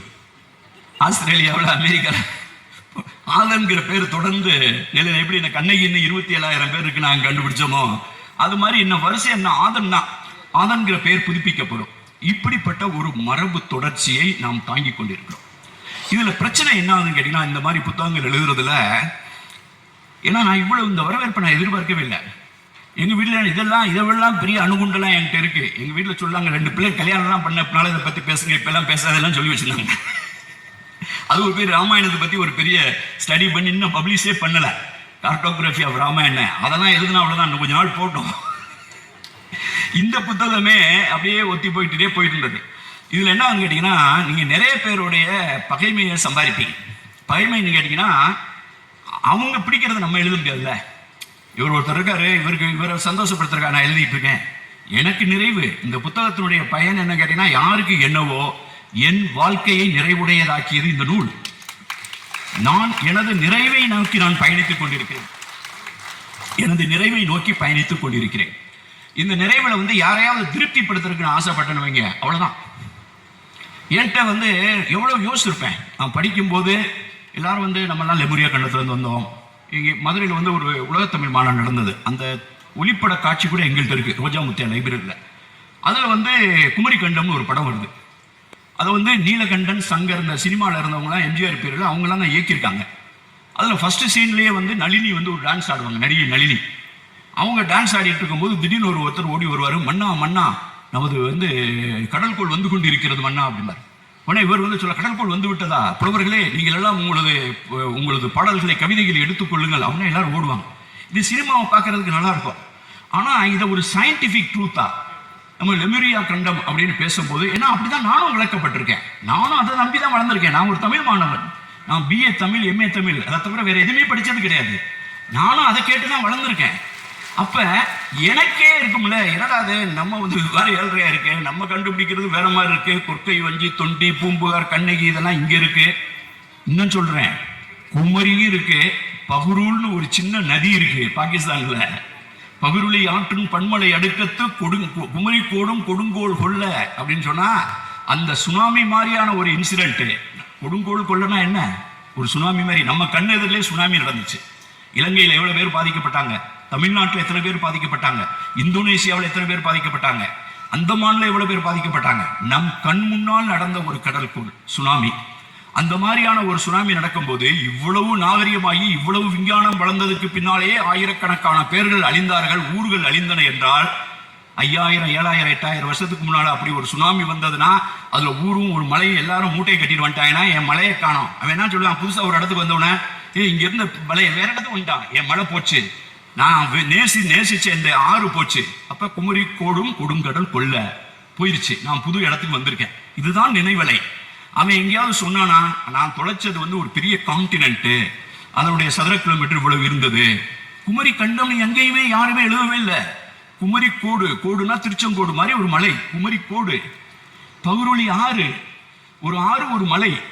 இது வந்து கட்டாயம் வந்து கன்னியாகுமரிக்கு அந்த சைடு சிந்து மகாசமுத்திரத்திலிருந்து ஒரு பெரிய கண்டம் தான் மூழ்கிச்சுன்னு யாரு சொன்னா? எதை வச்சு சொன்னோம்? நம்ம வந்து ஒரு பின்னால் இறையனார் அகம்பொருள் வரை சொன்னார் பார்த்தீங்கன்னா, மணலூர்ல வந்து பாண்டிய மன்னன் தங்கியிருந்தான் புலவர்களோடு அப்படின்னு, நிலையூர், மணலூர் இதெல்லாம் வர இந்த தொன்மங்களை வச்சு இதையும் அதையும் நம்ம லிங்க் பண்ணி ஒரு 200 ஆண்டுகளுக்கு முன்னால் லெமூர் என்ற குரங்கை பற்றி லெமூரியா கண்டம் பேச ஆரம்பித்ததும் நம்ம குமரி கண்டம் என்று மாற்றி விட்டோம். மாற்றி நானும் அதை தான் நம்புறேன். அப்படிங்கும்போது ஒரு புதிய கருத்தியலை நீங்கள் சொல்லும் போது நீங்க ரொம்ப யோசிக்கணும். ஏன்னா பொறுப்பு இல்லாம பேசிடக்கூடாது. இதற்காகவே நான் 8 ஆண்டுகள் காத்திருந்தேன். எனது தரவுகளை சேகரித்ததற்கு பின்னால் பொறுப்போடு பேச வேண்டும் என்பதற்காக 8 ஆண்டுகள் காத்திருந்தேன். அதுக்கு சங்க இலக்கியத்திலே தரவுகள் இருக்கு. சங்க இலக்கியத்துல கலித்தொகையில் ஒரு பாட்டு, இந்த பாண்டிய மன்னனுடைய இடம், அவனுடைய ஜூரிஸ்டிக்ஷனுக்குள்ள ஏரியா, பாண்டிய மன்னனுடைய ஏரியா இருக்கு பார்த்தீங்கன்னா. பாண்டிய மன்னன் இப்ப மதுரை சைட்ல இருக்காங்க. பாண்டிய மன்னன் ஒரு சின்ன பாட்டுல. இப்ப இந்த பகுதியில் வந்து திடீர்னு வந்து ஒரு கடற்கோள்ல வந்து அத கலித்தொகை வர்ணிக்குது. மலித்திரை ஊர்ந்து தன் மண்கடல் வவ்வலின். மலித்திரைனா நிறைய வேவ்ஸ், மலினா நிறைய, திரைனா அலை, நிறைய அலைகள் ஊர்ந்து அப்படியே வந்து தன் மண்கடல் வவ்வலின், இதுல இருந்து பூமியை வந்து புடுங்கிட்டு போயிடுச்சு. மலித்திரை ஊர்ந்து தன் மண்கடல் வவ்வலில் புடுங்கிட்டு போயிட்டதுனால இவனுடைய ஏரியாவில் கொஞ்சம் குறைஞ்சு போய் அதை காம்பன்சேட் பண்றதுக்காக இந்த பாண்டியன் பக்கத்தில் இருந்த சேரன் மீதும் சோழன் மீதும் படையெடுத்து கடலிடம் இழந்த நிலத்தை அவர்களிடம் இருந்து அபகரித்து நஷ்ட ஈடு பண்ணிக்கிட்டான் அப்படின்னு சங்க இலக்கியத்தில் எழுதியிருக்கு. அப்ப இது இமயமலையே மூழ்கி போகும்படியான, ஒரு கண்டமே மூழ்கி போகும்படியான ஒரு பெரிய, அவ்வளவு பெரிய கண்ட நகர்வா இருந்ததுன்னா அந்த சுனாமி அல்லது அந்த கண்டம் வந்து எப்படி பாண்டியனுடைய ஏரியா மட்டும் பறிச்சுக்கிட்டு சேரன் சோழன் ஏரியா எப்படி விட்டுட்டு போகும்? அவங்க பக்கத்துல இருந்தவங்க, அவங்க பக்கத்துல இருந்தாங்கன்னா அதுக்கு பேர் கண்டமா? அதுக்கு பேர் மாவட்டம் தானே. அதுக்கு பேர் ஒண்ணு தாலுக்கா இல்ல மாவட்டம், இல்லைன்னா 2-3 மாவட்டங்கள் சேர்ந்தது. ஆக இது மாதிரி சங்க இலக்கியத்தில் கிடைக்கிற தகவல்களை வந்து நம்ம பார்க்கல. சோழனை போய் நீங்க கேட்டீங்கன்னா உறையூர்னு ஒரு ஊர் இருக்கு. சங்க இலக்கிய சிந்துவெளி பகுதியில் உறை என்பது ஒரு ஊர். அதுக்கு இன்னொரு பேர் உண்டு, கோழி. கோழி என்பது அங்கு ஒரு ஊர். சோழன் என்பது ஊர், வழுதி என்பது ஊர், பாண்டியன் என்பது ஊர், மாறன் என்பது ஊர், சேர சோழ பாண்டியன் ஆதன் அலிசி, இது எல்லாம் இடப்பெயர்களாக இந்த இருக்கிற பகுதியில் வந்து நீங்க வந்து இட்ஸ் ஆல்வேஸ் a மூவ்மெண்ட். நம்ம வந்து தொடர்ந்து பயணிச்சுக்கிட்டே இருக்கோம். எங்க ஊர் சொந்த ஊர் வந்து நத்தம், திண்டுக்கல் பக்கத்துல. அந்த ஏரியாவில் வந்து ஒரு ஊர் இருக்கும், வடமதுரைன்னு ஒரு ஊர் இருக்கும். எத்தனை பேர் தெரியல, அந்த ஏரியாவில் நீங்க டிராவல் பண்ணீங்கன்னா வடமதுரைன்னு ஒரு ஊர் வரும். அது ஏன் வடமதுரைன்னு சொன்னா, ஆக்சுவலா இருக்கிற பெரிய மதுரை, இப்ப இந்த ஆராய்ச்சிலாம் பண்ணாங்களா, அந்த மதுரை வந்து இந்த வடமதுரைக்கு தெற்க இருக்கு. இந்த மதுரை பெரிய மதுரை, அதுக்கு வடக்க இருக்கிறதுனால அதுக்கு பேர் வடமதுரை. அதுக்கு வடமதுரை. தமிழ்நாட்டிலே நிறைய இடத்துல 10-12 இடத்துல மதுரை இருக்கு. செங்கல்பட்டு மாவட்டத்தில் கூட மதுரை இருக்கு. அந்த மதுரை எல்லாம் யாருக்கும் தெரியாது. இது பெரிய மதுரைனால எல்லாருக்கும் மதுரைனா, மதுரைக்காரன் என்ன செங்கல்பட்டுல இருக்க மதுரைக்காரன் சொல்றேன், எங்களை மாதிரி இருக்க மதுரைக்காரன் மதுரைக்காரன் சொல்லிட்டு இருக்கான். ஆக மதுரை வடமதுரைங்கிறதெல்லாம் ஒரு ரிலேட்டிவ், அவன் திசையில இருந்து பாக்குறது. நம்ம கடைசியில் எதை வச்சு முடிவு பண்ணோம்னா தென் மதுரை, கபாடபுரம், மதுரை. இப்ப இந்த தமிழ் வளர்த்தது இந்த மதுரை, அதுக்கு முன்னால கபாடபுரத்துல இருந்தோம், அதுக்கு முன்னால தென்மதுரைங்கிறதுனால இந்த கதையை நம்ம பண்ணிட்டோம். ஆனால் நான் ஏன் படிச்சுட்டு ரிசர்ச் பண்ணாம துண்டக்கான துணியக்கானு வெளியே ஓடி வந்து ஒரு பத்திரிகையாளர் ஆகி அதுக்கு பின்னால் ஐஏஎஸ்க்கு போயிட்டேன்னா, எனக்கு இந்த கேள்விகள் தான் என்னை துரத்தியது. சுடர்விழி சொன்னது மாதிரி கேள்விகள் என்னை, பெயர்களும் கேள்விகளும் என்னை தூங்க விடாமல் துளைத்தன. கபாடபுரம்ங்கிற பேரே சரியில்லைடான்னு தோணுச்சு. கபாடம் சொன்னா கபாடம் சரியில்லையே. அவனை எனக்கு அப்பா கபாடம் சொன்னா உண்மையிலேயே கதவு. இந்தி, சமஸ்கிருதம், பிராகிருதம்லாம் போனீங்கன்னா கபாடம், கபாட் பந்த் வருது அப்படிமா முடியாது இங்கிலீஷ்ல அல்லது ஒரியால. கபாடம்னா கதவு. துவாரம்னு ஒரு பேர் இருக்கு. துவார்னாலும் கதவு, கபாடம்னா கதவு. அப்ப கதவு அப்படிங்கிற பத்தி மொழிபெயர்க்கப்பட்டிருக்கு. இந்த பெயர் மொழிபெயர்க்கப்பட்ட பெயர். அப்படின்னா இதனுடைய இயற்பெயர் என்ன? வாயில். சங்க இலக்கியத்தில் வாயில் என்ற பெயர் அடிக்கடி, நேரி வாயில், வாயில், வாயில் பரந்தரை. வாயில்ங்கிற பெயர் வாயில்னாலும் வாசல்னாலும் ஒண்ணுதான். இப்ப கூட குடவாயில்னு ஒரு ஊர் இருக்கு, குடவாசல்னு வேற சொல்லுவாங்க. ஆக இந்த வாயில் என்ற ஊர் கபாடம் ஆகிறது, அதுதான் துவாரகையும் ஆகிறது. அப்ப நீங்க துவாரகை இப்ப எங்க தேடுவீங்க? இப்ப சங்க இலக்கியத்துல இருங்கோவேல்கிற மன்னனை பார்த்து சொல்லும் போது, கவிழ பாடும்போது, நீ 49 முறை வேலிருள் வேலை வழிமுறை வந்த வேலிருள் வேலைன்னு சொல்லும் போது துவரை ஆண்ட செம்பு புனைந்து ஏற்றிய சேனரும் புரிசை துவரை ஆண்ட, துவரைங்கிற ஒரு நகரம். அப்ப அது மொழிபெயர்க்கப்பட்டது. மதுரைக்கு பக்கத்துல அழகர் கோயில் ஒரு ஊர் இருக்கு. அந்த அழகர் கோயில்ல நீங்க போய் பாத்தீங்கன்னா அங்க ஒரு சின்ன ஆறு ஓடும். நாங்க அதை மேப்ல எல்லாம் பார்த்தோம். அந்த ஆறுடைய பேர் சிலம்பாறு. அந்த சிலம்பாறுன்னு இலக்கியம் சொல்றத இப்ப போய் பாத்தீங்கன்னா போர்டு நூபுர கங்கை அப்படின்னு போட்டுக்கோ. சிலம்புனா நூபுரம், நூபுரம்னா கீழே இருக்கக்கூடிய ஆங்கிலெட், அதனுடைய வடமொழி சொல்லு நூபுரம். எந்த ஆறுனாலும் கங்கைன்றாங்க. ஆறுன்னு ஒண்ணு இருந்துச்சுன்னா அதுக்கு பேர் கங்கை. அப்ப சிலம்பு ஆறுன்னு சொன்னா இது நூபுர கங்கை. வேலை முடிஞ்சு போச்சு. எல்லாம் வரவன் போறவெல்லாம் நூபுர கங்கைக்கு போயிட்டு வந்தியா, நூபுர கங்கைக்கு போயிட்டு வந்தா எங்க ஊருக்காரெல்லாம் கேட்டுட்டு இருக்கான். நூபுர கங்கை எங்கிறத வந்துட்டா சிலம்பாறு. அதே மாதிரி மதுரைக்கு பக்கத்துல வராக நதினு ஒண்ணு இருக்கு. மதுரைக்கு பக்கத்துல ஏன்னா வராக நதி வந்துச்சுன்னு நான் கையில மேப் அப்பெல்லாம் இப்ப மாதிரி கூகுள் எர்த்தெல்லாம் கிடையாது. நான் சொல்றது ஒரு 20-30 வருஷமா இதே வேலையா இருக்கேன். வேலைக்கு போயிட்டு வர எனக்கு வேற எதுல எல்லாம் என்ஜாய்மெண்ட் கிடையாது. ஆஃபீஸே வேலைக்கு போயிட்டு வர 11 மணி வரைக்கும் ஆஃபீஸ்ல இருந்தா கூட நைட்டு 12 மணிக்கு கம்ப்யூட்டர் இருந்து இதை தான் தேடிட்டு இருப்பேன் 38 வருஷமா. இதில் தக்கும்போது 2 மேப் வாங்கிட்டு போகும்போது மதுரையில இருந்து போகும்போது இது வராக நதி அப்படின்னு போகுது. அந்த போடி கம்பம் தேனி சைட போய் அந்த வயநாடு அந்த குமிளி சைடுல போனோம்னா அதனுடைய பேர் பன்னி ஆறுன்னு போயிருக்கு. அந்த அந்த பகுதியில் பழங்குடி மக்கள் இன்னும் சமஸ்கிருதத்தினுடைய தாக்கம் பெறாத, பெரிய கோயில்களுக்கு பக்கத்துல குடியிருக்காத, பெரிய நகரங்களுக்கு பக்கத்துல குடியிருக்காத, இந்த மொழி தூய்மையோடு இன்னும் வசிச்சுக்கிட்டு இருக்க மக்களுக்கு பேர் அது பன்னி. அது டவுனுக்கு பக்கத்துல மீனாட்சி அம்மன் இந்த ஏரியாவில் வரும்போது அதுக்கு பேர் வராக நதி. அது பாட்டு ஓடிக்கிட்டு இருந்துச்சுன்னா 3 நதி ஓடிச்சுன்னா அதுக்கு பேர் முக்கூடல். அதே இன்னும் கொஞ்சம் மாதிரி ஆயிடுச்சுன்னா அதுக்கு பேர் திரிவேணி. இப்படிதான். ஆக நாம் மொழிபெயர்க்கப்பட்டவர்கள், அதனால் விழிபெயர்க்கப்பட்டவர்கள். மொழிபெயர்த்து நீங்க ரிவர்ஸ் மொழிபெயர்த்தாதான் நீங்க பொழைக்க முடியும். இப்ப தட் இஸ் கால்ட் ரிவர்ஸ். நீங்க திருப்பி இதை ரிவர்ஸ்ல போய் மொழிபெயர்க்கும் போது நான் பொதுவாகவே எனக்கு டவுட்டா சந்தேகப்படும்படியா ஒரு பேர் இருந்துச்சுன்னா அதனுடைய மொழிபெயர்த்து பார்ப்பேன் இது எங்க இருக்கு. அதே நேரத்தில் அவங்க சொன்னாங்க பார்த்தீங்களா, இடப்பெயரை பத்தி பேசும்போது இவரும் சொன்னாரு, தோழர் தமிழ்ச்செல்வன் சொன்னாரு, நான் நிறைய எல்லாருக்கும் கன்வின்ஸ் ஆகிற ஒரு உதாரணத்தை சொல்லிட்டோம்னா, மதுரையே அங்க இருக்கு. மதுரைன்னு கூட கிடையாது, சிந்து வெளியில மதிரைன்னு இருக்கு. ஐராவத மகாதேவன் சார் சொல்லுவாங்க, அது மதுரை இல்ல மதிரை. மதுரைக்கு பக்கத்தில் இருக்கிற கல்வெட்டுல மதுரைன்னு தான் எழுதியிருக்கு. மதுரைன்னு எழுதல. அழகர் கோயில் கல்வெட்டுல மதிரைன்னு எழுதியிருக்கு. அழகர் கோயில் பக்கத்துல 2400 வருஷத்துக்கு முன்னாடி அந்த கல்வெட்டுல மதுரைன்னு இருக்கு. ஐராவத சார் படிச்சுட்டு அது மதுரைங்கிறாரு. ஏன்னா அது மதில் சுவர்களால் சூழப்பட்டது. சங்க இலக்கியத்தில் இருக்கு, நான் மாடக்கூடல், மதில்கள், வால்டு சிட்டி அப்படின்னு பேரு. அந்த வால்டு சிட்டிக்கு பேரு மதுரை. எனக்கு நல்லாவே தெரியும், இன்னைக்கும் தெரியும், சங்க இலக்கியத்தில் சிந்துவெளி மக்கள் கொடிநாட்டி ஒரு பெரிய நாகரிகமாக வாழ்ந்த போது அவருடைய ஒரு முக்கியமான நகரத்தின் பெயர் மதுரை தான். ஆனால் நான் எழுத மாட்டேன். அவருடைய ஒரு முக்கியமான நகரத்தின் பெயர் கொற்கை தான். ஆனால் எழுத மாட்டேன். கொற்கை, வஞ்சி, தொண்டி இதெல்லாம் இருக்குன்னு சொல்லுவேனே தவிர இந்த மொகஞ்சோதரா தான் மதுரையா இருந்துச்சு, இந்த ஹரப்பா தான் கொற்கையா இருந்தது, வஞ்சியா இருந்ததுன்னு சொல்ல மாட்டேன். அப்படின்னு சொன்னா இந்த ஹரப்பா சரஸ்வதின்னு சொல்றவங்களுக்கும் எனக்கு வித்தியாசம் இல்லாம போயிடும்.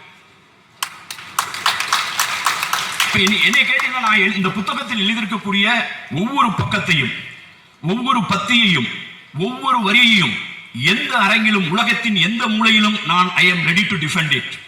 I can defend that. நான் டிஃபெண்ட் பண்ண முடியாத எந்த வரியையும் எந்த பக்கத்தையும் நான் இதில் எழுதவில்லை. இப்போ நான் மதுரைக்காரன், நான் ஆசைப்படுறேன் நம்ம ஊர் அங்கே இருந்துச்சுன்னு சொல்லி வைப்போம் அப்படின்னு சொல்லி இந்த மதுரையை அங்கே மதுரைன்னு இருக்கு, என் கண் கூட பார்க்குறேன் மதுரை. இங்கேயும் மதுரை தான் இருக்கு, இலக்கியத்தில் இருக்கு. இருந்தாலும் இந்த மதுரை அந்த மதுரை நான் பெருசுப்படுத்தலை. ஏன் கொற்கை வஞ்சி தொண்டி வளாகம்னு பேர் வச்சவன் இதே மதுரை வஞ்சி தொண்டி வளாகம்னு போட்டு எம்பிட்டின்னு போட்டு விட்டுக்கலாம்ல, சொந்த ஊருன்ட்டு போடலை. ஏன்னு கேட்டீங்கன்னா, அவர் சொன்னது மாதிரி மதுரையை நான் சொன்னேன்னா மதுரேச காஞ்சி, நகரேச காஞ்சின்னு காஞ்சி சொன்னது மாதிரி அங்கே பக்கத்தில் உத்தரப்பிரதேசில் மதுரான்னு ஒரு நகரம் இருக்கு.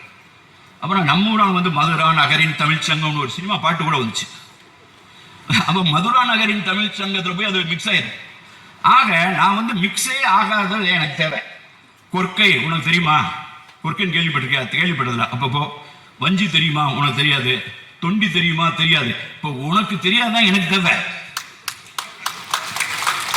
உனக்கு தெரிஞ்சதுன்னா சரி, அது ஓ இதா கூட வச்சுக்க.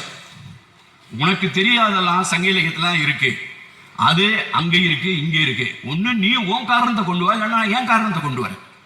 இதுதான் பேச்சே. இந்த பேச்சுவார்த்தை, இந்த உரையாடலை தான் நாங்கள் தரவுகளின் மூலமாக நிகழ்த்தி கொண்டே இருக்கிறோம். சொன்னா பார்த்தீங்களா, பானை. இந்த பானையை இந்த அகழ்வாராய்ச்சியாளர்கள், அவர் அமர்நாத் போன்ற அகழ்வாராய்ச்சியாளர்கள் மிகவும் மதிப்புன்னு அவர் உண்மைக்காக போராடுகிறார். இந்த அகழ்வாய்வு தடயங்களிலேயே மிகவும் புறக்கணிக்கப்பட்டது பானை தான். யாரெல்லாம் புறக்கணிக்கப்படுகிறார்களோ அவர்களுக்காக குரல் கொடுப்பதுதான் எனது வேலையே. இதுவரைக்கும் இந்த 2000 வருஷத்துல, 1800 வருஷத்துல சென்னை மாதிரி ஒரு நகர்ல எவ்வளவு பெரிய ஐராவதம் சார்ட்ட மட்டும் சொல்ற, சார் நீங்க எந்திரிக்க வேணாம், அவருக்கு ரொம்ப வயசாச்சு, ரொம்ப தள்ளாடிய வயசு, அவரை மட்டும் விட்டுட்டு மீதி எல்லாரையும் எந்திரிச்சு நிற்க சொன்னோம். எந்திரிச்சு நிற்க சொல்லும் போது நீராடும் கடல் உடுத்த போட போறோம்னு நினைச்சாங்க. நாங்க ஒரு பானை சோற்றுக்கு ஒரு சோறு பதம் போட்டு விட்டோம். இந்த மக்களை, இந்த ஆய்வாளர்களை ஒரு பானை செய்யும் குயவனுக்காக எழுந்து நிற்க வைத்தோம். ஏனென்றால் அது சங்க இலக்கியம் எங்களுக்கு சொல்லிக் கொடுத்தது. களம் செய் கோ, கோன்னா தலைவன், தலைவன் இருக்கும் இடம் கோயில். ஆக கோ கோட்டை, அவன் குடியிருக்கும் இடம் கோட்டை. ஆக அந்த கோ என்ற சொல்லை சங்க இலக்கியம் குயவனுக்கு பயன்படுத்துகிறது. ஆனால் அப்படிப்பட்ட கைவினை கலைஞர்களை சூத்திரன் என்று பட்டம் கட்டி அவர்களை தாழ்த்தியது அதற்கு பின்னால் வந்த ஒரு கட்டமைப்பு. ஆக அந்த கட்டமைப்புக்கு எதிரான எதிர்வினை சங்க இலக்கியத்திலிருந்தும் சிந்துவெளியில் இருந்தும் நாம் எடுக்க வேண்டும் என்றால் அதை இந்த பாடல் வரை நகர்த்தி வர வேண்டிய தேவை இருக்கிறது. பெரிய ஆராய்ச்சியாளர்கள் படிக்கணும், ஆங்கிலத்தில் தான் எழுதுவேன், தமிழில் தான் எழுதுவேன், பாட்டு எழுத மாட்டேன். நான் பாட்டு எழுதுவேன். இது பாட்டு நீ தான் உனக்கு புரியணும்னா பாட்டு எழுதுவேன். ஆட்டம் போட்டு தான் புரிய வைனா ஆட்டம் போடுவோம். ஆக இதை பல்வகையான துறைகளாலும் பல்வேறுகளாலும் மொழிகளாலும் நாம் கட்டமைக்க வேண்டிய ஒரு தேவை இருக்கிறது. ஏனென்றால் இது மக்களின் வரலாறு. உண்மையிலே நான் சொல்றேன், திருப்பி நீ சில நேரங்களில் என்னுடைய உரையில் நீங்க கேட்டீங்கனாலே நிறைய விஷயங்கள் நான் சில வார்த்தை ஒரு பஞ்ச் டயலாக்னு சொல்றேன். நான் வேண்டும் என்று திருப்பி சொல்லுவேன். ஏனென்றால் நான் சொல்லுகிற இந்த சில வரிகள் பலரை மகிழ்ச்சிக்குள்ளாக்கிறது, சிலரை எரிச்சலுக்குள்ளாக்குகிறது. யார் மகிழ்கிறார்கள், யார் எரிச்சல் அடைகிறார்கள் என்பதை வைத்து நான் சரியான திசையில் பயணிக்கிறேனா என்பதை நானே தீர்மானிக்கிறேன். ஒரு பையன் ஏர்போர்ட்ல இறங்கி என் பெட்டியை தூக்கிட்டு வந்துட்டு இருக்கேன், திடீர்னு ஓடி சார் அப்படிங்கிறான், யூடியூப்ல பார்த்துக்கிட்டு அப்படின்னு ஒரு செல்ஃபி எடுத்து செல்ஃபி எடுக்கும் போதே சிந்துவெளி விட்ட இடமும் சங்க இலக்கியம் தொட்ட இடமும் ஒன்றே அப்படின்னால, ஆடா இவ்வளவு நாள் வேலை பார்த்தது செல்லும்டான்னு தோணும். அவ்வளவுதான். இந்த புத்தகத்தை வச்சு நாங்க என்ன பண்ண போறோம்? இந்த புத்தகத்தை முழுக்க நான் லைப்ரரிக்கு எழுதி கொடுத்துட்டேன். இப்ப தமிழ்நாடு அரசு எழுதி கொடுத்துட்டேன் எங்களுடைய வாழ்க்கையிலே. ஆனா இந்த புத்தகத்தை ஒரு புதிதாக பிறந்த குழந்தையின் கையில் ஆஸ்பத்திரி பெட்ல இந்த புத்தகத்தை, சிந்துவெளி ஒரு பண்பாட்டின் பயணத்தை புத்தகத்தை இந்த குழந்தை தூக்கி அதன் கையில் படும்படியாக ஒரு கணவனும் மனைவியும் ஹாஸ்பிட்டலில் இருந்து எனக்கு போட்டோ அனுப்புகிறார்கள். எனது குழந்தை இந்த பூமியில் வந்ததும் முதலில் தொட்டது இந்த புத்தகத்தை. இந்த புத்தகத்தை எங்களது தலைமுறையிடம் ஒப்படைத்து விட்டோம். இதை விட வேற என்ன வேணும்? இதை விட வேற என்ன? ஒரு பெண் முகநூலில் பதிவிடுகிறார், இந்த நூலை நாங்கள் எங்கள் தலையில் சுமந்து கொண்டு செல்வோம் அப்படின்னு போட்டு இந்த புத்தகத்தை தலையில வச்சு படம் எடுத்து ப்ரொஃபைல் போட்டாங்க. இதை விட வேற என்ன வேணும்? ஆக ஒரு சமுதாயம் என்பது தனது வரலாறை பேச வேண்டும். வரலாறு என்பது முக்கியமானது மட்டுமல்ல, history is important. History is தவிர்க்க முடியாதது, இட் இஸ் இன்னவிட்டபிள். அது மட்டுமில்லை, வரலாறு தப்பிக்க முடியாதது. You cannot escape from the history because history is inescapable. வரலாற்றிலிருந்து நீங்க தப்பிச்சு போகணும்னு நினைச்சா கூட வரலாறு உங்களை தப்பிக்க விடாது. ஆக உங்கள் வரலாறை நீங்கள் நேரேட்டிவ், நீங்க உங்களுடைய வரலாறை தரவுகளால் கட்டமைக்கப்படாவிட்டால் உங்களை ஒரு மூலையில அந்த வரலாறு உங்களுக்கு வேற ஒரு விஷயத்தை சொல்லிட்டு போயிடும்.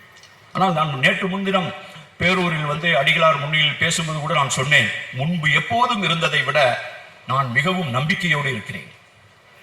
இந்த 2024 ஆண்டை இதைவிட சிறப்பாக கொண்டாடவே முடியாது. இந்த 2024ங்கிற நூற்றாண்டு விழாவை சிந்துவெளி பண்பாட்டினுடைய நூற்றாண்டு விழா, அதுல பார்க்கிறேன் பேரூர் அடிகளாருடைய கல்லூரி, அப்படிப்பட்ட கல்லூரி தமிழ் துறை நிகழ்த்துற நிகழ்வுல அமர்நாத் ராமகிருஷ்ணன், நானு, கருணானந்தம் எல்லாம் கலந்துக்கிறோம். பேச திரும்பி பார்த்தா 2 படம் தான் இருக்கு. ஒன்னு ஜான் மார்ஷலுடைய படம், இன்னும் அலெக்சாண்டர் ரே. 2 பேருமே நம்ம நாட்டுக்காரன் கிடையாது. இதுல என்ன இருக்கு? தேசப்பட்டலாம் இந்தியா, அவர் தமிழ்நாட்டுக்காரர் அவர்ட்டு. அவனோட தொண்டுக்கு செஞ்சவன் யாரு? கால்டுவெல், அலெக்சாண்டர் ரீ.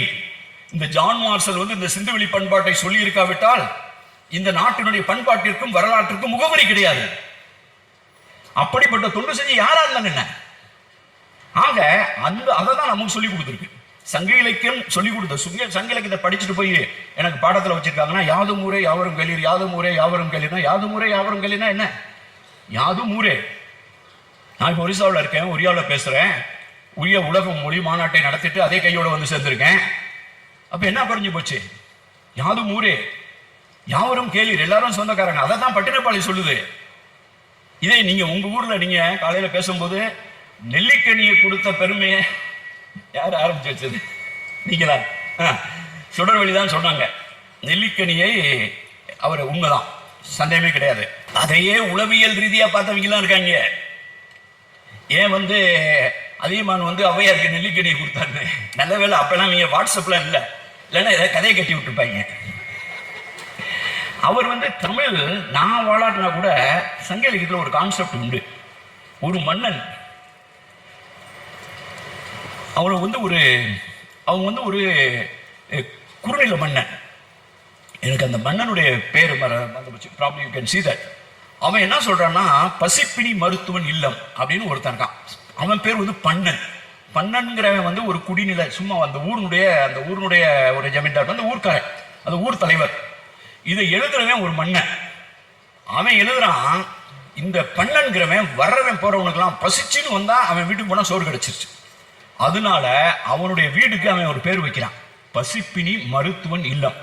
நம்ம டாக்டர் தங்கம் மருத்துவமனைன்னு வச்சிருக்காருல, அது மாதிரி சங்க இலக்கியத்தில் ஒரு மருத்துவமனைக்கு பேர் வச்சு விடுறான். அது என்னன்னு கேட்டீங்கன்னா, பசிப்பினி மருத்துவன் இல்லம். பசி ஒரு பிணி, பசிங்கிறது ஒரு டிசீஸ், அதுக்கு ஒரு நோய். என்ன அந்த நோய்க்கு என்ன மருந்து? உணவு தான் மருந்து. அந்த உணவை கொடுக்கறதுனால அவன் பசிப்பினி மருத்துவன். அவன் அங்க வச்சு கொடுக்கறதுனால அந்த வீட்டுக்கு பேரு பசிப்பினி மருத்துவன் இல்லம். இதை சொல்றவன் ஒரு மன்னன், பாடப்படுறவன் ஒரு சாதாரண ஊர் தலைவன். அவன் சொல்லும் போது சொல்றான், யான் வாழும் நாளும் பன்னன் வாழிய. எனக்குன்னு ஒரு ஆயுசு இருந்துச்சுன்னா, இத்தனை வருஷம் இருந்தா அந்த வருஷத்தையும் சேர்த்து இவனே வாழட்டும் அப்படின்னு ஒரு மன்னன் ஒரு குடிநில தலைவனை பேத்து பேசுறான்னா, அவன் அறம் பேசுறான். என்னை விட இவன் நல்லவனா இருக்கான், நான் வாழ்றதை விட இவன் வாழ்ந்தா 4 பேருக்கு நல்லது நடக்குது அப்படின்னு நினைக்கிறான். அது மாதிரி அதியமான் ஔவையார் கொடுக்கும் போது இவங்க நல்லா இருந்தாங்கன்னா தமிழ் நல்லா இருக்கும்னு சொல்லி கொடுத்துருக்கலாம். ஆனால் அதே ஔவையார் அதியமானை பார்க்க வரும்போது சொல்லி விடுறாங்க, ஔவையார் வந்திருக்குன்னு சொல்லுங்க. அதை படிச்சிருப்பீங்கல்ல, ஔவையார் வந்திருக்குன்னு சொல்லி விடுங்க. அதியமான் யோசிக்கிறார், என்ன யோசிச்சாருன்னு தெரியல. உடனே உள்ள கூப்பிட்டோம்னா உடனே அவங்கள மிஸ் பண்ணிடுவோமோ என்ன நினைச்சாருன்னு தெரியல. அவர் உடனே கூப்பிட்டு விடல. இவங்க கூத்தர், இந்த பொருணர், இந்த மாதிரி மியூசிக் பாடுறவங்க பாடலாம் கூப்பிட்டு எல்லாம் அந்த மேளம்லாம் பார்த்துருப்பீங்கன்னா ஒரு துணியில கட்டி எடுத்துட்டு வருவாங்க. அதுக்கு பேர் கலப்பைன்னு பேர். கலப்பைனா உழுகுற கலப்பை ஒன்று இருக்கு.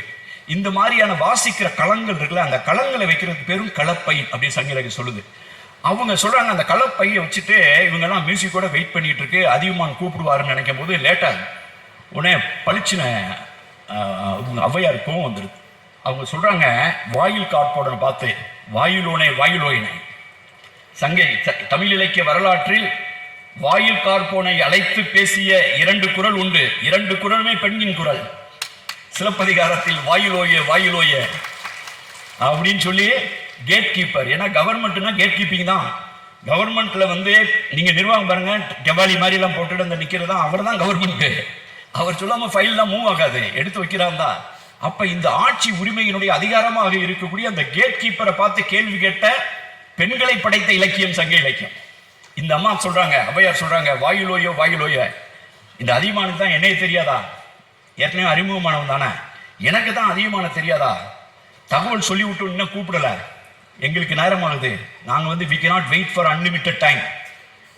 களத்தை சுருக்குங்க, உங்க களப்பையெல்லாம் சுருக்கி எல்லாம் எடுத்து மத்தளம் கத்தளம் இதெல்லாம் எடுத்து உள்ள வச்சு மூடு, கட்டு, சுட்டிட்டு வா, கிளம்புவோம். இது பெரிய உலகம். இந்த பெரிய உலகம் எப்படின்னு சொன்னா, ஒரு பெரிய காடு, அந்த காட்டுக்குள்ள பெரிய திறமை இல்லாம இருந்தா கூட ஒரு தச்சன் ஒரு தன்பான தச்சன் இருக்காங்க. தச்சன் வீட்டுல ஒரு பையன் இருக்கான், அவன் பிறந்ததுல இருந்தே உளி கோடாரியை தான் பார்த்து வளர்ந்துருப்பான். அப்ப அந்த தச்சன் வீட்டுல இருக்கக்கூடிய சிறுவல் சிறார் ஒருத்தன் வந்து அந்த கோடாரியை எடுத்துட்டு போனானா, இவ்வளவு பெரிய காட்டுல அவன் போய் அந்த கோடாரியை தட்டினானா அவனுக்குன்னு ஒரு சின்ன மரம் கிடைக்கதான் செய்யும். அது மாதிரி இவ்வளவு பெரிய உலகத்துல எந்த திசையில போனாலும் சோறு இருக்குடா. எத்திசை செலினும் அத்திசை சோரே, பெரிதே உலகம் பேணுனர் பலரே போடா அப்படின்னு சொல்லிட்டு அதிகமான 10 கிளம்புன ஒரு அவ்வை. அப்படிப்பட்ட தன்மானம். நாம் வந்து இதை எதுக்காக நம்ம போராடுறோம்? இந்த வரலாறு நீங்க கேட்கலாம், எதுக்கு இந்த மாதிரி நீங்க பேசிக்கிட்டே இருக்கீங்க, எல்லாம் தொடர்ந்து இயங்கிக்கிட்டே இருக்கீங்க, எது உங்களை உறங்க விடாமல் தடுக்கிறதுனா இந்த வரலாற்றுக்கான உரிமை. வரலாறு என்பது யாரும் யாருக்கும் எழுதி வைக்கும் உயில் அல்ல, உரிமை. வரலாறு என்பது உரிமை. History is a right, is not a philanthropy. It is not something written. It's not a will written by somebody for somebody. யாரும் யாருக்கும் எழுதும் உயில் அல்ல. வரலாறு என்பது நமக்கான உரிமை. அந்த உரிமையை தராவிட்டால் எடுத்துக்கொள்ள வேண்டிய உரிமையும் நமக்கு இருக்கிறது. ஏனென்றால் மக்களின் வரலாறு, அவங்க சொன்னார் பார்த்தீங்களா, மக்களின் வரலாறே வரலாறு இல்லை என்றால் அது 2 சாய்ஸ் இருக்கு. ஒன்று வரப்பு தகராறுன்னு சொல்லுங்க, இல்லைன்னா வாக்கிய தகராறுன்னு சொல்லுங்க. மக்களின் வரலாறே வரலாறு, மற்றதெல்லாம் வெறும் வாக்கிய தகராறு. அப்ப வாக்கிய தகராறை பத்தி பேசிக்கிட்டே இருந்தா அப்ப அவன் வந்து நீங்க தரவுகளால் கட்டமைக்கணும். நம்ம மேல எது திணிக்கப்பட்டிருக்கு? நீலகிரிக்கு போறேன், தோடரை பத்தி சொன்னார் பாத்தீங்களா, 1800 எருமையை அவங்களுடைய சாமி படைச்சு விடுறாரு. அவங்களுடைய கடவுள் பேரு ஓன். அந்த ஓன் வந்து 1800 எருமையை படைச்சு விட்டவுடனே இந்த முதல் தோடன் ஒருத்தர் இருக்கான்ல, முதல்ல வந்த தோடன், அவன் இந்த 1800வது எருமையோடைய வாழை பிடிச்சிட்டே வர்றான் பூமிக்கு. முதலில் வந்த தோடன் அந்த எருமை 1800வது எருமையின் வாளை பிடித்துக் கொண்டு தோன்றியவன் தான் தோடன். அப்படின்னா தோடனை விட எருமை முக்கியம். அதனாலதான் தோடருடைய கிராமத்துக்கு போனீங்கன்னா அங்க கோயிலே எருமையை வச்சிருக்கிற அந்த புனித கோயில் தான் அந்த கூம்பு வடிவ கோயில். அந்த கோயில நான் அணிநடை எருமை பேசும்போது நான் யூடியூப்ல போய் அங்க ஒரு அம்மா படிச்சம்மா PhD எல்லாம் பண்ற ஒரு முக்கியமான ஒரு பெண்ணை கண்டுபிடிச்சு அவங்களுடைய நம்பர் வாங்கி அவங்கள்ட்ட நான் தொலைபேசியில் தொடர்பு கொண்டு பேசுறேன். எல்லாம் அவங்கள்ட்ட கேட்டு தகவல் சொல்றேன். அங்க உங்க பால் பண்ணையெல்லாம் இருக்குன்னு கேள்விப்பட்டேன்னா, அந்த பால் பண்ணைக்கு, தோடருடைய பால் பண்ணைக்கு எவனோ ஒருத்தன் பஞ்சபாண்டவர் பால் பண்ணைன்னு பேர் வச்சிருக்கான். என்னங்க, ஏன்னா எருமை எங்க இருக்கு? எருமையை பிடிக்காதவங்க பேர் வச்சிருக்கேடா பஞ்சபாண்டவர் பண்ணை. ஏன்டா பண்ணு கேட்டா, நான் போய் கேட்கிறேன், அந்த ஏரியாவில் இருக்க நீலகிரி ஏரியாவில் இருக்கக்கூடிய பழங்குடி பகுதியெல்லாம் போய் இந்த பாறை வந்து இவர் தர்மர் படுத்திருந்தது, இவர் வந்து அர்ஜுனி படுத்திருந்தது, இது வந்து பீமர், கொஞ்சம் அதே பாறை வந்து கொஞ்சம் அகலமாக இருந்துச்சுன்னா அது பீமர் படுத்திருந்தது அப்படின்னா எத்தனை பாறையிலடா பஞ்சபாண்டவர் படுப்பாரு? எல்லா இடத்திலும் இந்தியா முழுவதும் குளங்கள் அனைத்தும் சீதை குளித்த குளம், பாறைகள் அனைத்தும் பாண்டவர்கள் படுத்த பாறை. அதை வரலாறு என்று சொல்கிறோம். அதான் வரலாறு. அதை வரலாறு. மற்றவனா வானரம், மற்றவனா காட்டு மிராண்டி. ஆனா இந்த இவருடைய இந்த ஜான் மார்ஷலை ஏன் கொண்டாடுறோம்னு சொன்னா, இந்த மாதிரி ஒரு ஆள் வந்து இந்த உண்மையை கண்டுபிடிச்சு இந்த உண்மையை இப்படிப்பட்ட ஒரு விசாலமான பார்வையோடு சொல்லாட்டினா என்ன பண்ணுவாங்கன்னா, பொதுவாகவே இந்த அகழாய்வாளர்கள் வந்து என்ன பண்ணுவாங்கன்னா, அந்த அகழாய்வு வந்து தங்களுடைய தனி உரிமை மாதிரியும் அவங்களுடைய IPR மாதிரியும் ஃபீல் பண்ணுவாங்க. ஒருத்தர் போய் நோண்டிட்டாருன்னா அதில் நோண்டி வர்றதை அவர் அப்படியே எடுத்துட்டு போய், எனக்கு இந்த புத்தகத்தில் கூடிய நிறைய படம் இருக்கு பார்த்தீங்களா, பானை படம். இந்த பானை படத்தை மட்டும் நாங்கள் எங்கேருந்து வாங்கினீங்க மயக்கம் போட்டு விழுந்துருவீங்க. ஒரு பாண்டிச்சேரியிலேருந்து பானை வாங்குவேன். அந்த பானை வந்து அங்கே மியூசியத்தில் இருக்கும். அங்கே ஒரு ஆஃபீஸர்கிட்ட பேசி ஞாயிற்றுக்கிழமை அந்த பானையை எடுத்து வெளியில் வச்சு போலீஸ் பாதுகாப்போட படம் எடுத்து அங்கேருந்து வாங்குவேன். இன்னொரு பானையை தேடினா பீகார் சிராண்டில் இருக்கு. அந்த பானை எங்கடா இருக்கு அப்படின்னு கேட்டால், அவர் வந்து டைரக்டர் ஆர்கியாலஜியில் பேசினா அவருடைய அப்பா டைரக்டர் ஆர்கியாலஜியா இருந்தாரு, அவர் ஹிஸ்டரி ப்ரொஃபஸர் இருந்திருக்காரு. அந்த பானை எங்க வீட்டில் தான் இருக்கிறார் அவரு. உடனே அவர்கிட்ட ரெக்வஸ்ட் பண்ணி உங்க அப்பாட்ட சொல்லி இந்த படத்தை எடுத்து கொடுக்கியா அப்படின்னு சொல்லி அந்த பணத்தை சிரான்ல இருந்து எடுத்திருக்கேன். இன்னொரு பணம் வந்து இது இருக்கு கல்கட்டால ஜமால்பூர் யூனிவர்சிட்டியா கட்டக்ல ஜெகதல்பூர் யூனிவர்சிட்டியில இருக்கு. யூனிவர்சிட்டி ஹிஸ்டரி டிபார்ட்மெண்ட்ல அங்க ஒரு அலமாரியில் இருக்கு. அதை எடுத்து வெளியே வச்சு படம் எடுங்கயான்னு இந்தியா ஃபுல்லா, தெலுங்கானா, ஆந்திரா, மகாராஷ்டிரா, குஜராத்துக்கு ஃபோன் பண்ணி அந்த படம் வேணியான்னு கேட்டா குஜராத்ல பயங்கர வெள்ளமாயி லோத்தல் ஃபுல்லா தண்ணியில மூழ்கி இருக்குங்கிறாங்க. அதுக்குள்ள போறாந்தாலும் நான் 10 நாள் ஆகுங்கிறாங்க. நான் போட்டோ இவருக்கு நாளை நீங்க அனுப்பி ஆகணும். உடனே டெல்லிக்கு பேசி அங்க சொல்லி என்னமே படங்களையாவது போய் அந்த படத்தை எடுக்க சொல்லி அந்த தண்ணியா போய் அவங்க படத்தை எடுத்து அனுப்பிச்சாங்க. இந்த பானை படத்தை வாங்குறதுக்கு பட்ட பாடு இருக்கு பார்த்தீங்களா, இந்த பானை படத்தை வாங்குறதுக்கு அதையெல்லாம் சேர்ந்து ஒரு பக்கத்துல போடுறதுக்காக.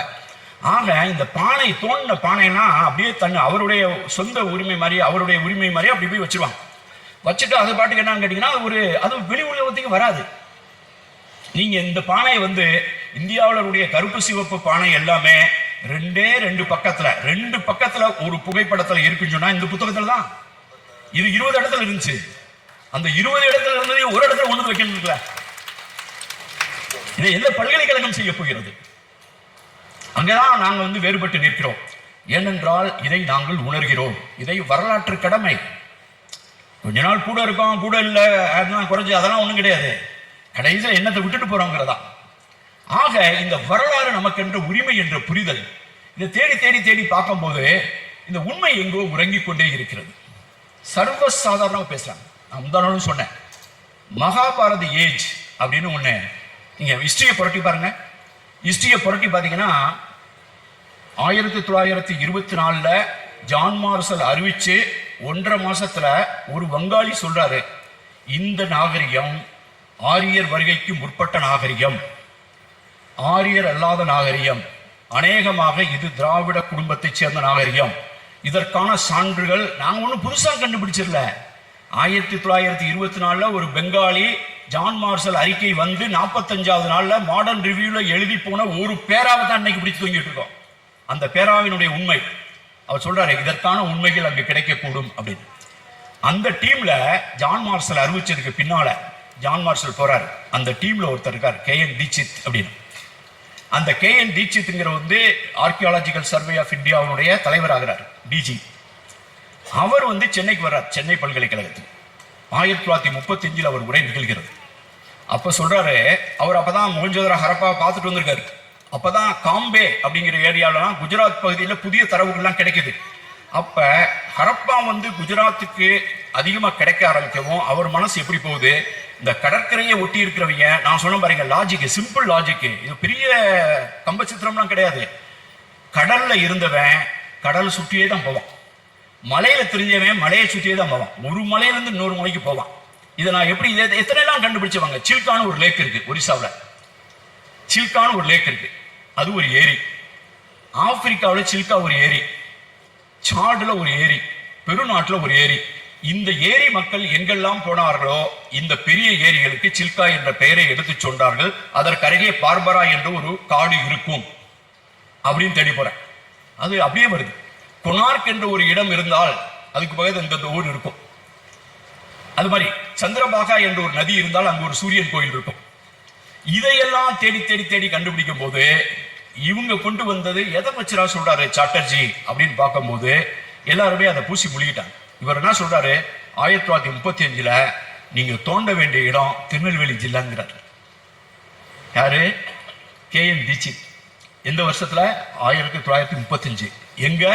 சென்னை பல்கலைக்கழகத்துல. அதுக்கு முன்னால அலெக்சாண்டர் ரீ 1904 ஆதிச்சநல்லூர் தோண்டிட்டாரு. அந்த ஏரியால 32 38 இடத்துல தோன்றதுக்கு வாய்ப்பு இருக்குன்னு வேற அறிக்கை கொடுத்துருக்காரு. ஆனா அதுக்கு பின்னால யாருமே 100 வருஷம் ஆதிச்சநல்லூர் பக்கமே தடையெடுத்து படுக்கல. அவன் சத்தியமூர்த்தி பண்ணதுக்கு 15 வருஷம் அறிக்கை வரல.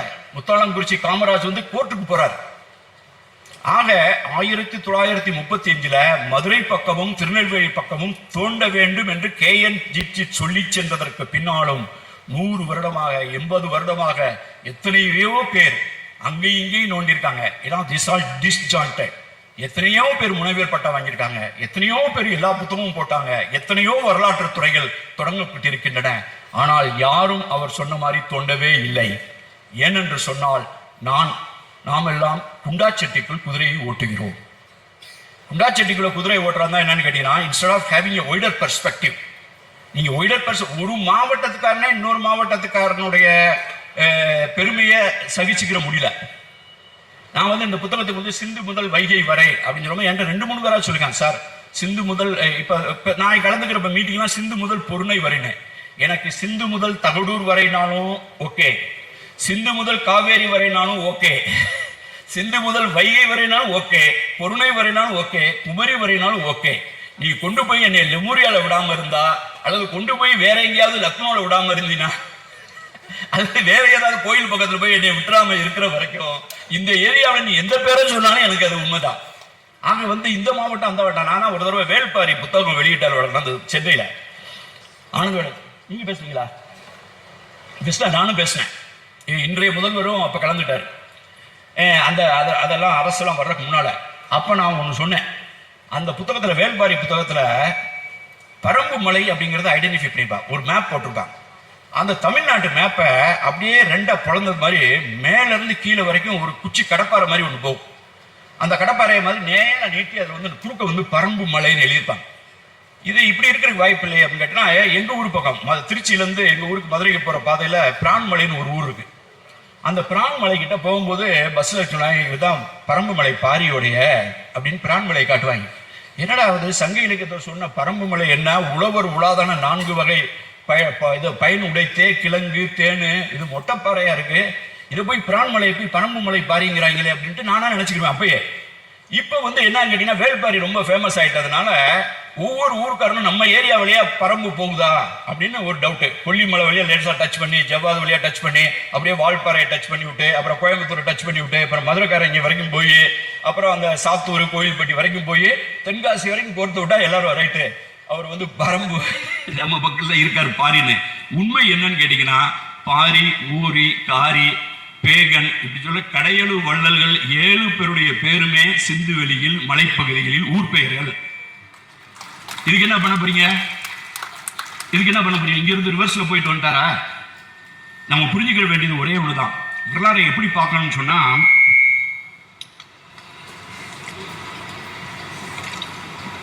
நல்லா யோசிச்சு பாருங்க. இந்த 7 பேர் வள்ளலுக்கும் ஒரு பொதுத்தன்மை என்ன? யாராவது சொல்ல முடியுமா? 7 பேருக்கும் பொதுத்தன்மை என்ன? வள்ளல், மலை, கரெக்டா சொன்ன. இந்த 7 பேருமே மலை நில தலைவர்கள். அவங்க 7 பேருமே குறிஞ்சி மக்கள்.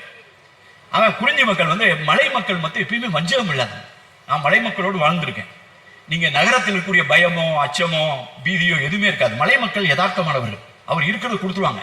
அவங்க ஒன்றும் சேமிச்சு வச்சுக்க முடியாது. அப்ப மலை மக்கள் தான் 7 நில தலைவர்கள். இந்த சங்க இலக்கியத்தை தொகுத்தும் போது தமிழ்நாட்டு மக்கள் எல்லாரும் மலையில வாழ்ந்துட்டு இருந்தாங்க. பூம்புகார் இருக்கு, கொற்கை இருக்கு, வஞ்சி இருக்கு, ரோமானிய பேரரசோட வணிகம் பண்ணிக்கிட்டு இருக்கோம். பாண்டியன் இருக்காரு, சேரன் இருக்காரு, சோழன் இருக்காரு, கரிகாலன் இருக்காரு, ஆரியப்படை கிடந்த நெடுஞ்செழியன் இருக்காரு. சங்கம்லாம் வச்சு பாட்டெல்லாம் தூக்குறாங்க. அப்ப எவ்வளவு டெவலப் ஆயிருப்பாங்க, வெளிநாட்டு வணிகம்லாம் பண்றாங்களே. அப்ப இந்த கடையெழு வள்ளல்ல இந்த ராஜா 3 பேர்ல யாராவது வந்து இன்ஃபுளுன்ஸ் பண்ணி இந்த சங்க இலக்கியத்தை யாரெல்லாம் எழுதியிருக்காங்க? சேரர் பெருமை பேசப்படுகிறது, 10 சோழர் பெருமை பேசப்படுகிறது, பட்டினப்பாலை அதுக்குது நிறைய பாட்டு. பாண்டியர் பெருமை பேசப்படுகிறது, மதுரை காஞ்சி அதுக்குதுன்ட்டு. சேர மன்னர்கள் பாட்டு எழுதியிருக்காங்க, சோழ மன்னர்கள் பாட்டு எழுதியிருக்காங்க, பாண்டியர் பாட்டு எழுதியிருக்காரு, அறுவை வேட்டனார் ஜவுளி வியாபாரம் பண்றவரு பாட்டு எழுதியிருக்காரு, அக்கௌண்டா இருக்கவரு கணக்காயனார் எழுதியிருக்காரு, பொற்கொள்ளரு பாட்டு எழுதியிருக்காரு, குரமுகள் இளவையினியார் குரமுகள் ஒருத்தி பாட்டு எழுதியிருக்கா, வெண்ணி குயத்தியார் பாட்டு எழுதியிருக்காங்க, குயவர் வீட்டு பொண்ணு, இப்படி எல்லாரும் எழுதியிருக்க ஒரு கல்வி பரவலாக்கம். இப்போ இவங்கெல்லாம் வந்து நான் தான் ஃபைனான்ஸ் பண்றேன். ஒரு பாண்டியன் வந்து மதுரையில இருந்து சொல்றான்னு வைங்க, அதே சங்கத்தை வந்து சங்கம் முக்கியமா சாப்பாடு முக்கியமான மாதிரி சங்கத்துக்கு நிறைய செலவாகுது. வருஷ பட்ஜெட் இப்போ இந்த மீட்டிங்லாம் போடுறதுக்கு எவ்வளவு செலவு வச்சுப்பாங்க. அப்ப வருஷம் நீங்க பாட்டுக்கு சங்க பலகையை வச்சு பாட்டெல்லாம் தூத்துட்டீங்க, எவ்வளவு ஃபண்டு செலவாகுது. இந்த கடைவேலு வள்ளல்ல வந்து ஒரு 8 நம்ம பேரை சேர்த்து விடுங்க அப்படின்னு சேர்த்து விட முடியாது. எந்த சேரன் நினைச்சிருந்தாலும், எந்த சோழன் நினைச்சிருந்தாலும், எந்த பாண்டியன் நினைச்சிருந்தா கூட இந்த கடையெழு வள்ளல் தான், 8வது ஆள் கிடையாது. அப்படின்னு என்ன அர்த்தம்? அப்ப இந்த பாண்டிய மன்னன், சேர மன்னன், சோழ மன்னனை விட இந்த கடையெழு வள்ளல்கள் பலமானவர்களா? அவங்கள விட ஆயுதம் இருக்கா அவங்கள்ட்ட செல்வம் இருக்கா? இல்லை. ஆனால் அந்த தொன்மங்கள் மாற்ற முடியாதவை. அந்த தொன்மத்துல கை வைக்க விட மாட்டான். நீ பெரிய பணக்காரனா இருந்திருப்போ, நீ பெரிய பேரரசா இருந்திருப்போ, ஆனால் கடையெழு வள்ளல். இன்னைக்கு ஒரு பெரிய தலைவர் வந்து அவர் வந்து ஒரு பெரிய கொடைய வள்ளலா வாரி வழங்குறாரு கூட, அவர் கூட என்ன சொல்லணும்னா இன்னாரும் சொல்ல மாட்டான், இவர் ஒரு பாரி வள்ளல் மாதிரி அப்படிமா. நீ சொல்றாங்க கூட ஓமை கூட பாரி தான் சொல்ல முடியும். சங்க இலக்கியத்திலே வருது. என்னடா பெருசா மழை மழைன்னு இருக்காங்க, மாறி மாறிங்கிறான். பாரி மாறி தான், பாரியை விடவாடா அது மாறி பெருசு அப்படிங்கிறான். எவ்வளவு பெரிய பாட்டு. பாரி அப்பயே வந்து ஒரு ஃப்ரோசன், அப்பயே வந்து அந்த ஸ்லாட் எடுத்தியா, அந்த பிளேஸ் cannot be climbed. அப்ப 2004 வருஷத்துக்கு முன்னாலேயே பெரிய பேரரசர்கள் யாரும் நுழைய முடியாத ஒரு தொன்ம கோட்டை நமக்கு இருக்கிறது என்றால், அந்த தொன்ம கோட்டையின் வயது என்ன, அந்த தொன்ம கோட்டையினுடைய இருப்பிடம் என்ன? அப்ப அதியமானின் பெயரையும், நெடுமானின் பெயரையும், அஞ்சியின் பெயரையும், பேகனின் பெயரையும், பாரி ஓரி காரியினுடைய பெயரையும் சிந்துவெளி பகுதியில் மலைகளில் நான் பார்க்கும்போது நான் என்ன நினைப்பேன், கொண்டு வந்து ஏன் டிஸ்ட்ரிக்ட்காரர் அவரு திருச்சியில இருந்து மதுரைக்கு போற பாதையில் இருந்தாரு பாரி, நான் சொல்ல மட்டுமே கிடையாது. பாரியின் பெருமை இந்த உலகத்தில் எங்கிருந்தாலும் அது எனது பெருமை. ஓரியின் பெருமை எங்கிருந்தாலும் அதன் பெருமை. எனது அறிவியல் சார்ந்த எனது மனம் இப்படிதான் யோசிக்கும். பேகன் பேகன் வந்து அவன் மனைவி கண்ணையிட்ட வந்து கொஞ்சம் சரியா நடந்துக்கல, வேற மாதிரியே தெரியுறாங்க போது புலவரெல்லாம் போய் கண்டிக்கிறாங்க. அந்த பேகனை பத்தி சொல்லும் போது கூட இப்ப கூட புதுக்கோட்டையில் கூட அந்த ஏரியாவில் சித்தன்ன வாசல்ல ஒரு சிலை வச்சிருக்காங்க கவர்மெண்ட் பூங்காவில். அது வந்து இவர் வந்து நம்ம அந்த ஏரியாக்காரங்க சித்தன்ன வாசல் இந்த புதுக்கோட்டை ஏரியாலாம் அவங்க பேகன் வந்து அவங்க ஏரியான்னு சொல்லிட்டு இருக்காங்க. சரி சொல்லிட்டு போக விட்டு நான் ஒன்றும் சொல்ல. அங்க போய் ஒரு சிலையை வச்சு ஒரு மயிலுக்கு வந்து ஒரு போர்வையை போத்தி விட்றாரு. யாரு? பேகன். மயில் வந்து நம்ம ஊருக்காரங்க எங்க எல்லாம் போய் கேட்டீங்கன்னா அந்த பேகன் வளர்ந்தது பழனி. அவர் சொன்னார் பாத்தீங்களா, ஆவி நன்குடி, அவர் ஆவி குடியை சேர்ந்தவர், அவர் பழனி ஏரியாக்காரன்னு சொல்லி அந்த ஏரியாக்காரங்க பழனி வந்து பேகன் சொல்லுவாங்க. பழனி போய் பாத்தீங்கன்னா மொட்டை மலை. அங்க வந்து நானே சொட்டர் போட மாட்டேன், நானே பழனி சொட்டர் போட மாட்டேன். அங்க மயிலே ஏற்கனவே இவ்வளவு தொகையோட இருக்கு, அது வந்து ஏற்கனவே குளிரெல்லாம் தாங்குறது. மயிலுக்கே சொட்டர் போட்டு விடணும்னா அது வந்து பயங்கரமான குளிரா இருக்கணும். ஆப்கானிஸ்தான்ல வந்து கோல்டு டெசர்ட்னு ஒன்று இருக்கு, ஈரான்ல வந்து கோல்டு டெசர்ட் இருக்கு. அந்த மாதிரி ஒரு பகுதியில தான் வந்து நீங்க வந்து ஒரு மயிலுக்கு ஸ்வெட்டர் போட்டு விடணுமே தவிர தமிழ்நாட்டில் வந்து ஏற்கனவே சட்டையை கட்டி போட்டு தூங்கிட்டு இருக்காங்க. இவர் பயந்துட்டு நேற்று ஏசி வேலை பார்க்கல, தங்க இருக்கு, எங்க ஃபேன் நல்லா ஓடுமா அங்க தங்குன்னு இருந்தாரு. ஆக நம்ம வந்து எல்லாத்தையும் கேள்வி கேட்கணும். பேகன் சொன்னா பேகன் ரைட்டு. மயிலுக்கு போய் மயிலுக்கு போர்வை போத்தினாரு, அது எந்த ஊர்ல இந்த பழனியில போர்த்திருப்பாரான்னு கேள்வி கேட்கணும். அப்ப அங்க பேகன் வந்து அங்க வரும்போது நான் அந்த குளிர் பகுதியை தான் நம்புவேன். காற்று அப்படிதான் வீசுது. சங்க இலக்கியத்தில் வீசுகிற காற்றெல்லாம் இங்க வீசின காத்து கிடையாது. சங்க இலக்கியத்துல வடக்குல இருந்து காத்து வீசுது. அதான் அவர் சொல்லு நினைச்சாரு, சொல்ல விண்டு, அது பேர் வந்து விண்ட் ரோஸ் பேரு, காற்று ரோஜான்னு. இப்ப விமான நிலையங்கள்லாம் அமைக்கும் போது இந்த காற்று டீட்டெயில் எடுப்பாங்க, ஒரு வருஷத்துக்கு எந்த பகுதியில இருந்து எந்த எவ்வளவு வேகத்துல காத்து வீசுதுன்னு. அப்ப நீங்க விமானத்தை போய் இறக்கும் போது நீங்க பார்த்திருப்பீங்க, விமான நிலையத்துல ஒரு ஒரு ஒரு இது மாதிரி ஒரு துணி மாதிரி கட்டி விட்டுருப்பாங்க. அது வந்து எந்த சைடு காத்துறதோ அந்த சைடு போய் இப்படி பறக்கும். அந்த விமானி வரும்போதே என்னதான் அவர் வந்து சொன்னா கூட, ரேடியோவில் சொன்னா கூட இங்க வாங்க அப்ரோச் பண்ணுங்கலாம் சொல்லுவாங்க. அது எதுவுமே வேலை பார்க்காம போனா கூட இவர் முடிவு பண்றதுக்கு அந்த துணியை வச்சுதான். இந்த துணி வந்து இறங்கும் போது எதிர் திசையில இறங்குவாங்க. அப்ப ரெசிஸ்டன்ஸ் இருக்கும், காத்து பின்னால இருந்து தள்ளாது, முன்னால இருந்து ரெசிஸ்ட் பண்ணும், ஈஸியா இறங்கும், ரொம்ப நேரம் ஓடாம. டேக் ஆஃப் பண்ணும்போது காத்து எங்க இருந்து பின்னால இருந்து தள்ளுதோ அதுல டேக் ஆஃப் பண்ணுவாங்க. ஒரு ரன்வேயை வந்து இப்படி அணுகலாம் அப்படி அணுகலாம். இதை முடிவு பண்றதுக்கு பேரு காற்று ரோஜா. இந்த காற்று ரோஜாவை நாங்க எடுத்து பார்க்கும்போது சங்க இலக்கியத்துல 55 இடத்துல வடக்குல இருந்து வாடைக்காற்று வீசுது, பயங்கரமான வாடைக்காற்று, பறவைகள்லாம் அணத்துது, எலும்பையே உரைய வைக்க முடியாத காத்தா இருக்கு. அது வடக்கு இருக்கு. தெற்க இருந்து மணலை அள்ளிட்டு வருது காத்து, அனல்வாய் கோடையா இருக்கு. அது கொண்டு வந்து போட்ட மணல்ல, அந்த குடை மணல்ல பனைமரமே பாதி உயரம் குறைஞ்சு போகுது, சங்க இலக்கியம் சொல்லுது. இன்னைக்கு இருக்க தமிழ்நாட்டுல நமக்கு தெற்க வடக்கு இருக்கிறது தெலுங்கானாவும் ஆந்திராவும் கர்நாடகாவும். அந்த பகுதியிலிருந்து ஒரு காலத்திலையும் குளிர் காற்று வீசவே வீசாது. நம்மளை விட அக்னிகுண்டம் ராமகுண்டம் அப்படின்னு ஒரு ஏரியா இருக்கு, அங்க பயங்கரமான வெயில். அங்க இருந்து வெயில் காத்து தான் வருமே தவிர நம்ம பறவை அணத்துற அளவுக்கு குளிர் காத்து வீசாது. தமிழ்நாட்டுக்கு நம்ம பகுதியில் இருக்கிறது மேற்கு தொடர்ச்சி மலை, நம்ம மேற்கு. அந்த மேற்கு தொடர்ச்சி ஒரு தடுப்பரண் மாதிரி இருக்கும்போது அங்க ஒரு அனல்வாய் கோடை வரவே வராது. அப்படியே வந்து அவ்வளவு மண் அள்ளிட்டு போய் படம்பரத்தை மூடாது. அப்ப இந்த சங்க இலக்கியம் சொல்கிற நிலப்பகுதி எது என்று நாங்கள் தேடி தேடி போகும்போது இதை அப்படியே போய் பிக்ஸ் பண்ணீங்கன்னா அந்த பலுச்சிஸ்தான், ராஜஸ்தான், குஜராத் உள்ளடங்கிய அந்த பகுதி தான் நாம் சுமந்து வந்திருக்கிற சங்க இலக்கியம், நமது மீள் நினைவுகள், இந்த இந்தியா முழுவதும், இந்திய துணைக்கண்டம் முழுவதும் வசித்தவர்கள், சிந்துவெளி பண்பாட்டிற்கு சொந்தக்காரர்கள், அந்த மீள் நினைவை நாம் சுமந்து வந்தோம் என்று சொல்வதில் எனக்கு எந்த விதமான தயக்கமும் இல்லை. யாராவது ஒருவர் நான் இந்த மாவட்டத்திலேயே 2 கோடி ஆண்டுகளாக வாழ்ந்து கொண்டிருக்கிறேன் என்று சொல்ல விரும்பினால் அவர்கள் சொல்லட்டும். எனது மூதாதையர்கள் பயணம் செய்தார்கள் என்பதை நான் பெருமைப்படுகிறேன். ஏனென்றால் பயணங்களால் கட்டமைக்கப்பட்டது வரலாறு. பயணங்களை விட நிறைய பேர் சொல்றாங்க திசை அப்படின்னா நீங்க நம்ம வடக்கு இருந்து வந்தோம் சொல்றீங்க. கிழக்கு, உலக்குக்குள் ஏது கிழக்கு மேற்கு? திசைகள் என்பவை நேற்று வந்தவை, தேடல்கள் மனிதனின் உடன் பிறந்தவை. இப்ப தண்ணி வந்துச்சே காயல்பட்டினத்திலையும் சென்னையிலையும், வாஸ்து பார்த்தா வந்துச்சு. எவ்வளவு வாஸ்து பார்த்து வீடு கட்டினாங்க. இந்த சைடும் தண்ணி, அந்த சைடும் தண்ணி, மேற்கு பார்த்த வீட்லயும் தண்ணி, கிழக்கு பார்த்த வீட்லயும் தண்ணி, வடக்கு பார்த்த வீடுல இருந்து தெற்கு பார்த்த வீட்லயும் தண்ணி. தண்ணி இதெல்லாம் பார்த்துட்டான் வராது. ஆக திசைகள் என்பவை நேற்று வந்தவை, தேடல்கள் நமது உடன் பிறந்தவை. பயணத்தை மறுப்பது என்பது, பயண திசையை விட முக்கியமானது பயணம், பயணத்தை விட முக்கியமானவன் பயணி. பயணத்தை மறுப்பது என்பது நமது மூதாதையர்களை இழிவு செய்தது போல ஆகும்.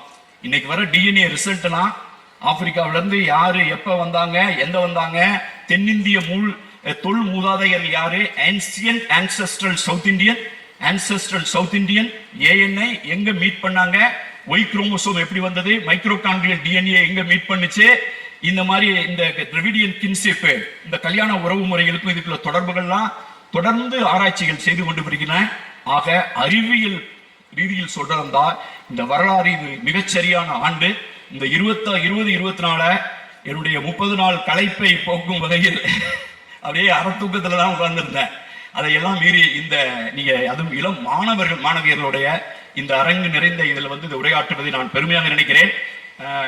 எவ்வளவு நேரத்தில் நீங்க சில கேள்விகள் நீங்க அனுப்பிச்சீங்கன்னா அந்த கேள்விக்கு நான் பதில் சொல்வதற்கு தயாராக இருக்கிறேன். நன்றி, வணக்கம்.